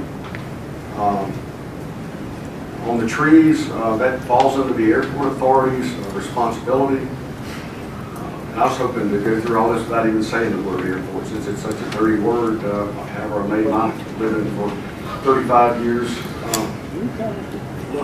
An aviation career, but on the trees, that's the airport authority's responsibility to manage and operate the airport. I don't think the Board of Commissioners has tried to interfere with Brown and Caldwell or any of the Richland Creek Reservoir tree cutting, or with that we're going to get involved in. Hey, you're cutting too many trees out here. We're going to leave that up to Brown and Caldwell and their expertise and professionalism. We don't go to Dallas or Hiram and get involved in what they're doing with their trees. And there's more important things, I believe, than just the dollar support things. That the ones you've mentioned have all been contractual and a requirement. They haven't been voluntary, like we just stepped up and volunteered to do it. They were contractual, and I think what I'm looking for, if you couldn't tell in the words I said, is more of a unified, friendly, genuine, wholehearted support. Like I go into George Jones' office and sit and talk, and yeah, he needs dollars. He needs a higher salary. But we can at least give one another all the time a healthy, friendly support that we are all Paulding Countyans, as we talked about at the town hall meeting, and that we do work together in a healthy, positive fashion. Again, not in just that 90% of the wonderful things that are happening, but let's go on the field and play 110% for a while. I'd like to see that. The only thing I'd like to say is this, and then, okay. The only thing, at this point, I've tried not to talk about the airport issues out that happened at the town hall and worked hard not to. But the fact of the matter is, I've learned a lot about airports. And I've learned a lot about this discussion the last 4.5 years, since October 3rd of 13. You made a comment about that we're making those payments that we have to make. It's contractual. You are correct. And we're also making the payments that the airport authority was supposed to make, that Brett Smith was supposed to make, that was also contractual. We're having to make those. And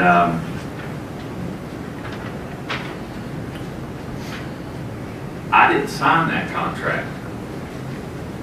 I don't agree with that contract. But I think we've all agreed this, that Mr. Smith didn't make them. And the airport authority has not made them, so therefore it comes to us.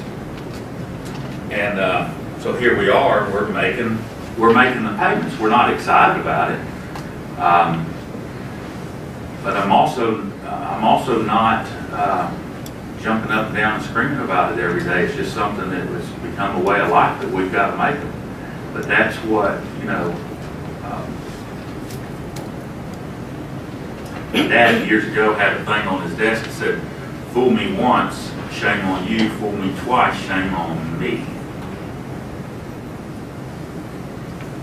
So we're making a lot of payments for some things that I didn't vote on and I don't agree with, and I'm willing to stand on the promises of what were made to the citizens. I thought it was interesting that somebody made a comment last week. A lot of stuff went on last week. Somebody made a comment and they said, well, those promises, that promise was made, a long time ago. A lot of those people weren't here. And I had a good friend of mine that passed away a few years ago. It was a barber, and he passed away battling cancer. And every time I go in and get my hair cut, he would thank me for my position in standing up and fighting the commercialization of the airport. He said, my dad did that in the 70s. His dad's still here with us. He's gone. He said, my dad did that in the 70s. He said, people voted against it twice. He said, and then there was a promise made. Well, this person was talking about it, and they said, so a lot of those people aren't here.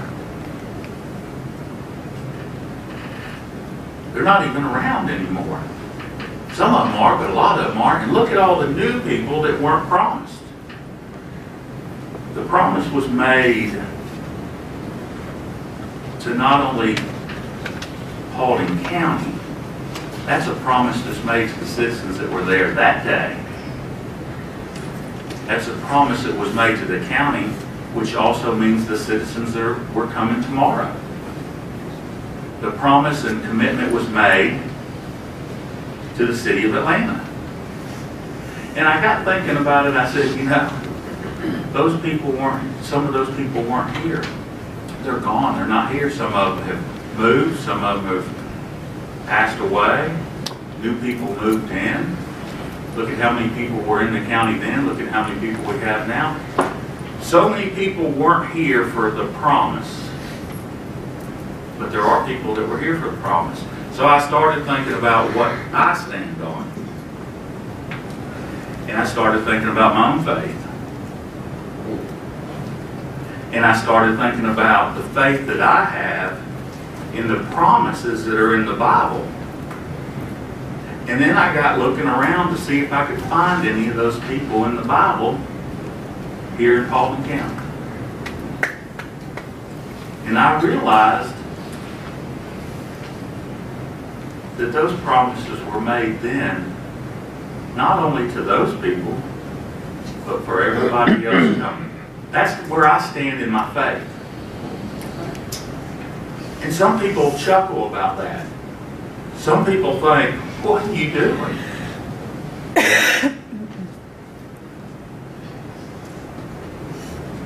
It really can be as simple as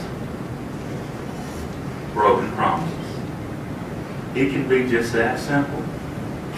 And if we have enough faith, and if we pray before our meetings, and I was in magistrate court this morning, Roy Sparks had to do something, had to put his hand on the Bible. Swear to tell the whole truth, nothing but the truth, so help you God. And if we pray and we put our hand on the Bible, and that's how the founding fathers of this country included God.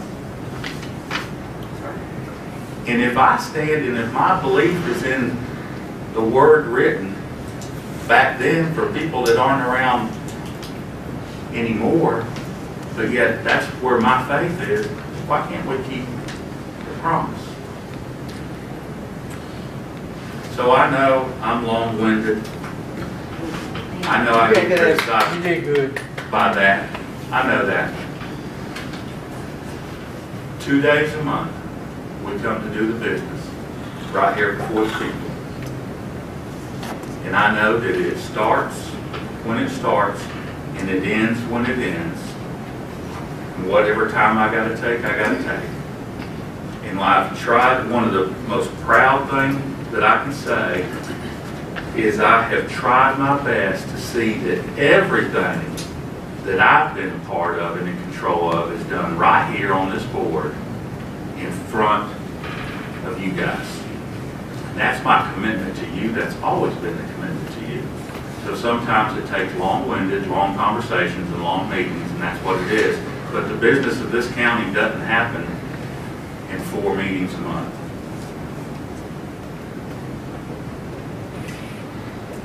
That's the conclusion of the regular business. Deidre, I appreciate the Bible verse you left for us up here. Amen. Lord moves on you sometimes, and sometimes you don't know why. 1 Corinthians 16:14, let all that you do be done in love. It's not on this sheet, but the verse right before that talks about being strong and standing up. It kind of implies that sometimes it's not easy. And it's not. And I'm going to do all I can to say this in love, Dave. I hear you. I understand where you're coming from. I know that you disagree with the legal position that this board takes on the cases that Mr. Connolly is working on for us. And honestly, if I were on the opposite side, I wouldn't want Mr. Connolly working on the cases either. He's an excellent attorney, and he does a good job. Things have happened in the county because disagreements, specifically at the airport. I'm not going to rehash them. Some of them have been done here. But those things, some of those things require legal action. I'm glad we've got Mr. Connolly to be able to represent this board, represent the people of the county in those legal matters. I know Dave, I know you care about the people of this county. I know you care about the budget. I know you care about how we spend money. I don't question that at all, and I say that sincerely. You and I have had conversations about how saving even a few dollars makes a big deal. And so I don't question your desire to be fiscally responsible with the money that the citizens give us. I feel, however, this discussion is less about that, it's more political. It's a stirring of the pot that doesn't need to be done. It's quite honestly not the first time it's happened. You and I had a conversation at the town hall meeting last week. And the saying that you hear, sometimes you hear it said we can disagree without being disagreeable. And you know, the conversation at that town hall got a little heated. And at the end of the night, you and I shook hands and smiled and had nice words. And I told you how much I appreciate you getting this town hall set up, and it's a good conversation. We can have these conversations without stirring the pot. We can have these conversations without trying to get people worked up. And that'd be my preference.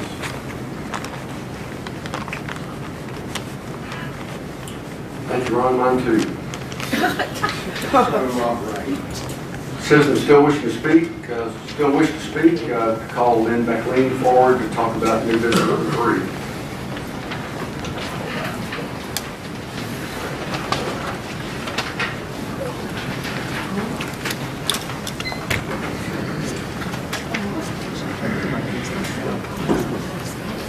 Good morning, Chairman Carmichael, Commissioners.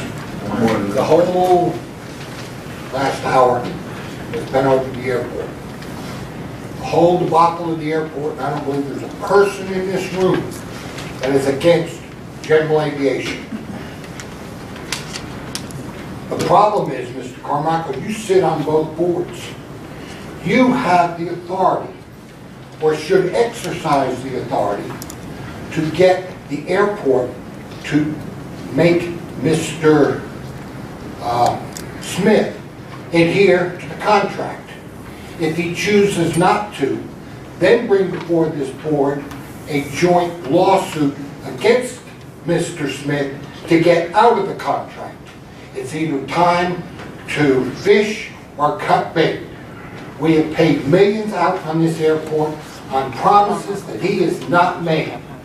You are the one, and the only one in this whole room that sit on both boards. Do what is right, not what you want, but do what is right for the county. You cannot fly a commercial plane. If you want to go up and play in your Cessna, fine. I, for one, and for most of the people in this room, choose not to have a commercial airport. Either make Mr. Smith pay the price or walk away from the table. Thank you.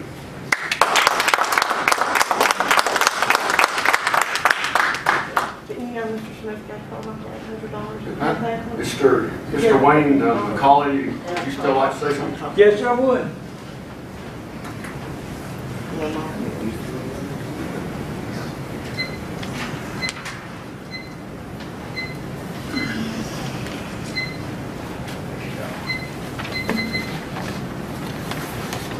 I think it's afternoon now, gentlemen, so good afternoon. You're correct. As a resident of this county, born here, didn't move here from some other state or nothing, that born here, Main Street of Dallas. I don't mind paying taxes, but I do mind my tax dollars going on, I'm going to use the word airport, the gentleman, the attorney. I would rather see him get my tax money to stop this commercialization of this airport than I had to see that money be spent on that airport. Woohoo! Yes! That airport and everybody in this room, and you too, Mr. Carmichael, because you were in on it from the beginning, knows that airport was done illegally. It was against the voters' wishes. Exactly. I've been standing right here and reading this the whole time I've been standing over there. And and I see some places where this is not going on, elected officials is not doing what they're doing for the voters of this county. They're pushing for something that the county turned down. I would rather give that attorney sitting right there every tax dollar that comes in, other than what Gary and his men get. We have to divide it between him and Gary, because Gary and his men ain't got what they need. They don't have the equipment they need. This 139 can be stopped. It appears to me, from what I've seen here this morning and the talk I've heard, and I do know that the FFA said that if the two boards could come together, then something could be done. Well, personally, if I was sitting up there, I'm elected by these people in this room, and they say we don't want an airport, I'd never build it. With money men that wanted to bring their planes from Cartersville to Paulding County. We spent, I hear time and time again on the way taxes are being spent. I hear state, federal grants. Duh, people. State and federal, where do they get their money? Right here.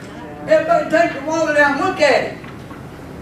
They're wasting your tax dollars on something that should have never been, but was on anyway. It's time for this county to come together. I say make it work general aviation. It'll work that way. Look at Cartersville. Look at Kennesaw. Look at Charlie Brown down there. They didn't start out getting rich overnight.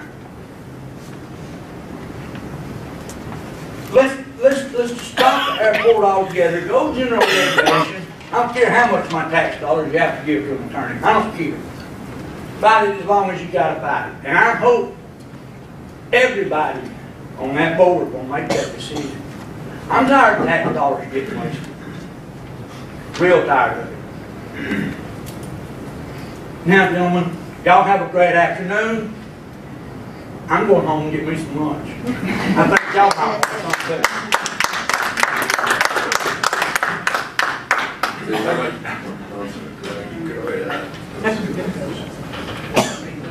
Yeah, would you like to make a motion? Yeah, I was just making a motion if we could, that we move. Wait a minute, you still have. Public You got one more participation on, I'm sorry? I'm sorry. I'm sorry. I'm sorry. Sorry. My I'd bad. like to make a motion that we move the public participation on non-agenda items to now, before we go to executive session. We have a motion to move public participation on non-agenda items forward before we go to executive session. Is there a second? Second. Motion and a second. All those in favor say aye. Aye. Carries 5-0. So we'd like to have Ms. Chris Bynum come forward and talk about the airport trees. My apologies, gentlemen. Nobody pronounces my name right. It's Byrom. B-Y-R-O-M. Come on, Chris. Most people mispronounce it, and they say, like Miss Baroon. I said, no, that's how you start your car. Yeah, so just so you know, Dave. I apologize. It's okay. I didn't see the hall. 9 out of 10 people mispronounce it, you know, so not to worry. Okay. Byrom. Yeah. Okay. Start me over. I got a lot to say, so I got to start at zero. Thank you. I was unable to attend last week's Airport Authority meeting, but I did have the opportunity to watch the video online. In Mr. Tibbetts' State of Affairs speech, which was clearly nothing more than a political speech to discredit the 3 post-commissioners who are running for re-election this year, he said pine trees were cut down at the airport. Were any of these trees that were cut infested with pine beetles? But before you answer, I would like to say that I am so sorry for the unfair treatment you received at the Airport Authority meeting. I can't express how appalled I am by Mr. Tibbetts' misleading statements about the board's relationship with the airport in his deliberate intent to deceive the public. In his desperate attempt to discredit you, he made false and very biased claims that not only offended you, but also the tax-paying citizens of Paulding County. who spend hundreds of thousands of dollars supporting the airport every year. He conveniently omitted from his propaganda that the county gives the airport a yearly allocation, which this fiscal year alone is $325,000. In addition, we also make the $3.6 million taxiway expansion bond payments that both Brett Smith and the Airport Authority reneged on. And between the two, we're spending roughly $750,000 of our hard-earned and much-needed tax dollars on the airport per year. And all we received for our contribution from Mr. Tibbetts last week was a slap in the face. And as inexcusable as Mr. Tibbetts' tirade was, people are just as upset with you, Mr. Carmichael, for not defending this board and the residents of Paulding County against Mr. Tibbetts' misrepresentations. Your silence is indefensible and tells us once again your loyalty lies with the Airport Authority and not the Board of Commissioners. You more than know about the county's contributions to the airport and that the county's lawsuit does not interfere with general aviation activities since it exclusively addresses commercialization. Mr. Tibbetts also appears to be confused about the county's role at the airport. The IGA, implemented in 2014 by the previous board and the AA, robs the county of any managerial authority of the airport. Yet, Mr. Tibbetts blames you for not going beyond your contractual requirements to pay for the airport's unexpected problems, like completing the corporate hangar, paying to fix the fire pump, filling the sinkhole, etc., etc. The airport cannot have it both ways. And to go as far as saying the county did not assist with the 120-acre fire at the airport when the county's fire department handled that emergency is disrespectful to you, the citizens, and our fire department. And it was ridiculous for Mr. Tibbetts to say this board should drop all legal action since you, quote, made your point for free, quote, unquote, by passing Resolution 1501, which renounces county support of commercialization. We all know commercialization was not grounded by Resolution 1501, as Mr. Tibbetts stated. Why? Because back in January 2015, Calvin Thompson and the Airport Authority responded to Resolution 1501 by sending a letter to the FAA that basically said 1501 doesn't matter, and they urged the FAA to expeditiously issue a Part 139 certificate for commercial service. That blatant disregard of the county's position is what initiated the county lawsuit. A lawsuit to protect the county as a co-sponsor under the grant assurances, since commercialization imposes liability and regulatory burdens directly on the county, not the Airport Authority. Mr. Tibbetts knows, as well as the citizens know, that if the county drops their 139 lawsuit, we'll have large passenger jets flying into Paulding County in a heartbeat.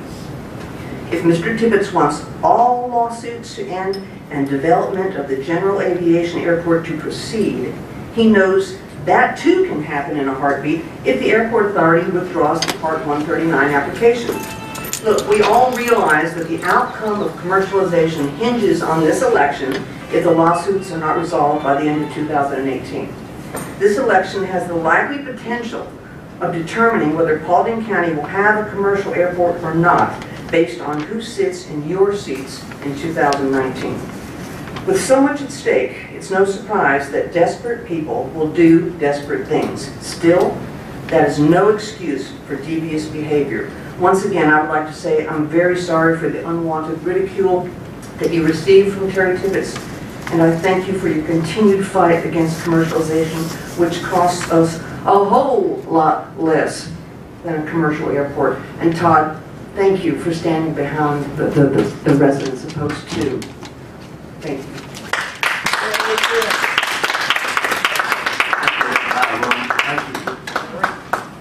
That's the conclusion of our regular business. We've got a motion at this time to adjourn. Motion to go into executive session for real estate, potential and pending litigation. And we've got quite a few things to talk about other than this issue, so we can be a while. We have a motion We go into executive session for real estate potential continuing litigation. Is there a second? I'll second the motion. Second by Commissioner Davis. All those in favor say aye. Aye. Motion to adjourn. Go ahead. We'll call the regular work session back to order, and I'll entertain a motion. Make a motion that we go into recess until after the planning and zoning meeting, and then we come back here to open back up and recess after that. A motion, is there a second? Second. A motion and a second to go into recess and then return after the planning and zoning and continue the executive session. Here first, or we going to return to executive session? We'll come out here, Come here and then go back to executive. then we'll go back. All right. All those in favor? Aye. Aye.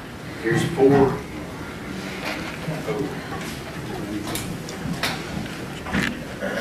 Call the meeting back to order and entertain a motion to resume the executive session. I'll make a motion to go from recess back into executive session. A motion to go to recess to executive session, a second. Second. Second. By Commissioner Collette, any discussion? All those in favor, aye? Aye. Carries 5. Call the meeting back to order, and we have no action to report on, but we do have some motions. Yes, I'd like to make a motion to add to tonight's agenda to authorize Smith Connolly and the Board of Commissioners to agree to participate in the mediation on the airport litigation cases. You have a motion, is there a second? I will second that. Second by Commissioner Pownell. Is there any discussion? Yes, I think it's great. We have another opportunity to get to mediate on all the cases. I would like, though, to ask if it's okay for Chuck Connor to kind of explain it. Be fine. There are other pending lawsuits. Oh, Mike. Yeah, sorry. There are other pending lawsuits related to the airport that Paulding County is not a party to. And I was recently contacted by some of the attorneys that are involved in those other cases about the possibility of having a mediation that would not only resolve those cases, but would, in theory at least, resolve all of the pending lawsuits surrounding the airport. So at least at this point, there's been a certain level of interest expressed in doing that. There's been a proposed date and a proposed mediator, but I would say that we're still waiting final word from everybody that that is in fact going to happen. And the Georgia Department of Justice would be... It's actually the federal department, the U.S. Department of Justice, and the reason they are involved is because some of the other lawsuits that we're not a party to involve the FAA, and when the FAA is involved as a federal agency, they are represented by the Department of Justice. So it's really one of the Department of Justice lawyers that's been spearheading this effort to try to bring all of the litigation together for one mediation. We have a date picked out that they're trying to... Right now it's March the 14th. There's been some discussion about having a 2-day mediation. There are some conflicts on the 15th, so it's at least theoretically possible that it could be the 14th and the 16th, assuming that it goes forward. Thank you. I think that's very good. Yeah, I think it's an exciting development myself. So It is an exciting development. After all, we hear from time to time to maybe this board will have an opportunity to move forward along with the airport authority and all. And I'm looking forward to it. any other comments or discussion? Okay, all those in favor say aye. Aye. Any opposed? Motion carries 5-0. Any other motion? Yes, I have one motion I'd like to make. I'd like to make a motion to show the General Assembly that Senate Bill 418 and House Bill 948 we are not in favor of.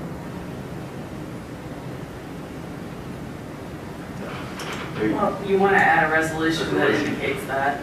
Okay, in a resolution that indicate that, and also that we get the copy to Ms. Virginia Galloway as soon as possible. Lonnie, do you want to elaborate on that bill? Okay, we got a motion for 418 and 458, I believe it was. Senate Bill 418 and House Bill 948. And that motion is for us to discuss it and put on tonight's agenda? Correct. As a resolution? That's correct. Yes. Okay, we have a motion, is there a second? I'll second that. Second by Commissioner Pownell, and we've already begun the discussion, but any other comments? Yeah, in the discussion, I would like to discuss it now. These two bills, they're being called the puppy mill bill, but it's a lot deeper than that. What this is attempting to do is a power grab. They're trying to take power away from the local governments, and they're trying to tell us when a business is operating and they're under the federal food That's the administration. USDA, the FDA, or the Georgia Department of Agriculture. That's Any correct. one of them. Okay, that they can dictate to us what can and cannot be sold, and we would have no say-so in it. So it's really deeper than just the puppy mill bill. I don't like the idea of the puppy mill bill either, though, because right now we have a great relationship with PetSmart and our animal shelter, and those animals are taken to PetSmart, and that's where they prefer to do business. But this will allow someone else to come in and say, we're not going to use the animal shelter pets, we're going to just use the pets that people raise in their backyards. And now we got more and more of them stuck at the animal shelter. So this bill is really kind of twofold. But the thing that really gets me the most is that it is a power grab to start telling local governments what they can and can't do. Well said. Any other comments? Okay, hearing no other comments, we'll vote. All those in favor, say aye. Aye. Any opposed? Motion carries 5-0. I'd like to make a motion now, if I could, to reopen discussion on new business item number 3. We have a motion to reopen the discussion on business item number 3. Is there a second? Second. Second by Commissioner Pownell. All those in favor, say aye. Aye. Any opposed? Nay. Motion carries 4-1. I will say a few words. I'm going to ask if we can get Chuck to come back to the microphone. I love executive session. It's a good thing. It gives this board an opportunity to discuss things that don't need to be in public just yet. This morning, Mr. Carmichael quoted some things off of an invoice and talked about the relationship that he had and the information he had from Mr. Connerly. I think that was, I tried to handle my comments in that and in a respectful manner. The verse there that Deidre printed for us, without knowing that we were going to have that discussion, from 1 Corinthians, let all that you do be done in love. And so I tried that, and we got into executive session, and during the discussion of some of the litigation and the pending litigation, some things came up that were not part of legal strategy, and I wanted them to be discussed here because that had been started out here. That discussion needed to be finished out here. Mr. Connerly needs an opportunity to explain some things. There was a representation that I forget the exact quote, but not a lot has been going on. Meant one thing that it didn't mean, and there was a very important meeting that had been left off of the explanation of what had been going on with the relationship between Mr. Carmichael and our attorney. So if it's okay with this board, I'd like to ask Mr. Connerly to come to the microphone. And Chuck, if you could explain the meeting and kind of what had happened, I would appreciate it. Sure, and this is in the context of responding to what I understood to be 2 comments from the chairman this morning. One, that either myself or my firm had only been in contact with him 3 times in the last 6 months, I believe is what he had said. And that in my most recent conversation with him on Friday, that I indicated to him that reason I had not been in touch with him is that there had not been a lot to report. And then my recollection of the events this morning is that he then showed the invoice from my firm for December that showed, I don't remember what the number was, $14,000 or something, to suggest that there had been a lot going on in December that would seem to be inconsistent with my statement with him on Friday. So before I start, I would like to hand out to the board, this is a document that I prepared a few weeks ago that's titled Paulding County Chronology. And I don't know whether, okay, I'll just hand it to Frank. If you look at this document, it is a 6-page document, and it's not in narrative form. These are all just bullet points, and they're bullet points with dates and events. And they are the dates and events that are important in the litigation that we've been handling on behalf of the county. And I don't know, I didn't bother to count them, but I'm just going to guess there's probably 50 or 60 different dates that are indicated on these pages. And it begins with September the 24th, 2015, which is the date my firm was engaged to represent the county in these matters. And it goes all the way forward to January the 5th, 2008, so I guess almost 2 months ago. So it was an effort to show the important dates, the important events from the very day we were engaged all the way through January the 5th, 2018. And the reason I prepared that is because I had scheduled a meeting with Chairman Carmichael for January the 18th to go through in great detail everything that had occurred in the pending litigation since the time that we got involved. That meeting occurred. Chairman was there, Frank was there, Scott was there, and my recollection is that we met for 2 hours in the conference room back there going through this chronology and going through in great detail all of the events that have led us to where we are, and then discussing what I envision to be the things that are going to come up in the near future.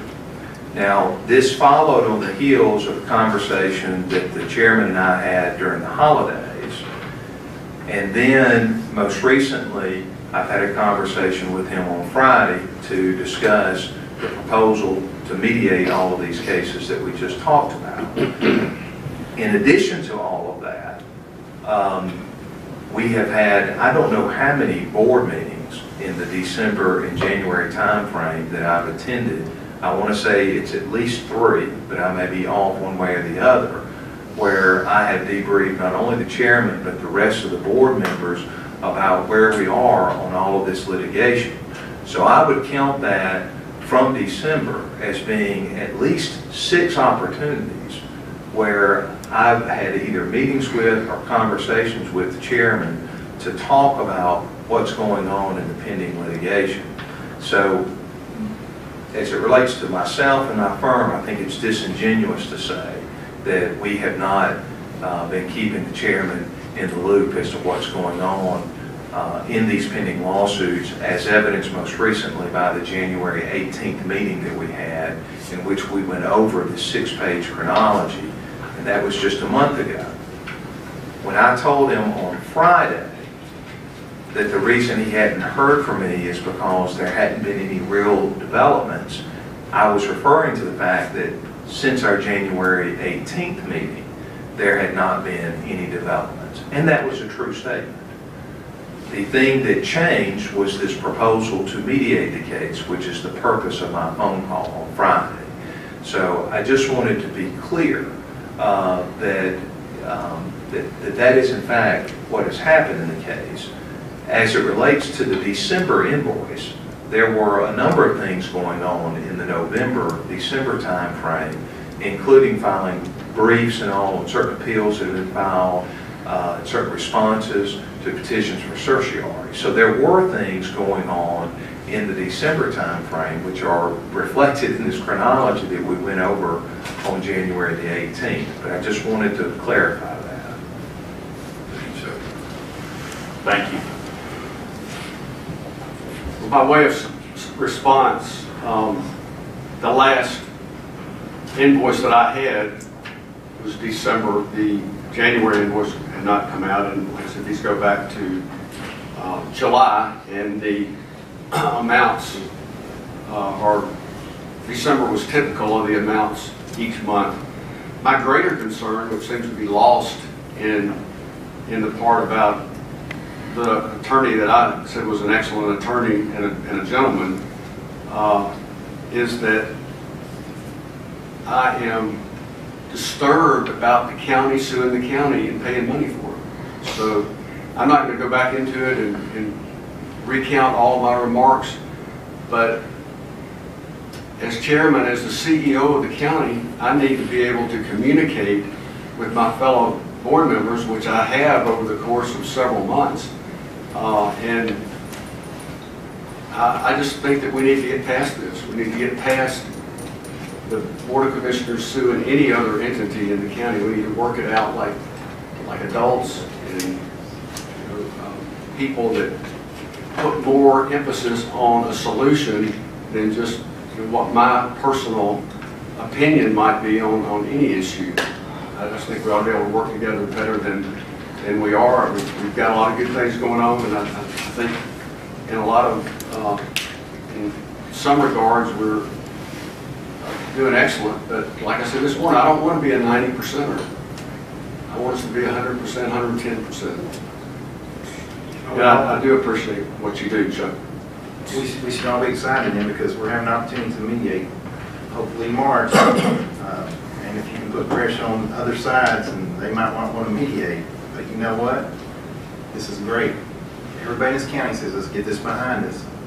So let's mediate. Don't let anybody back out. I totally agree with that. If we can mediate this and move it forward, I'm 100% for it, to put this airport issue behind us, the lawsuits behind us, and to move on. Any other comments? Any other comments?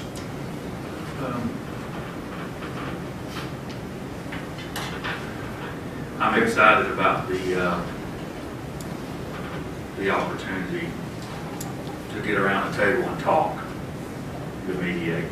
I think that's where things are done. That's where it should happen. And I'm looking forward to that. I thought that was something that would happen in December of 16. That's been one of my prayers ever since then, that we could get back to that. So I'm looking forward to that. Chuck, I appreciate your work. I appreciate the board's work.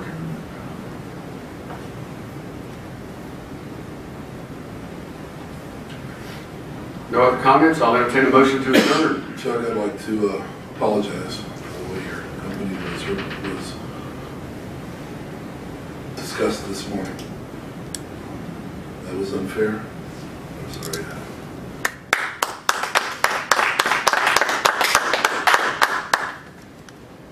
I agree. Ditto. Same. No other comments or discussion? I'll entertain a motion to adjourn. Motion will adjourn. A motion by Commissioner Davis to adjourn. Is there a second? Second. Second by Commissioner Collette. All those in favor say aye. Aye. Stand adjourned.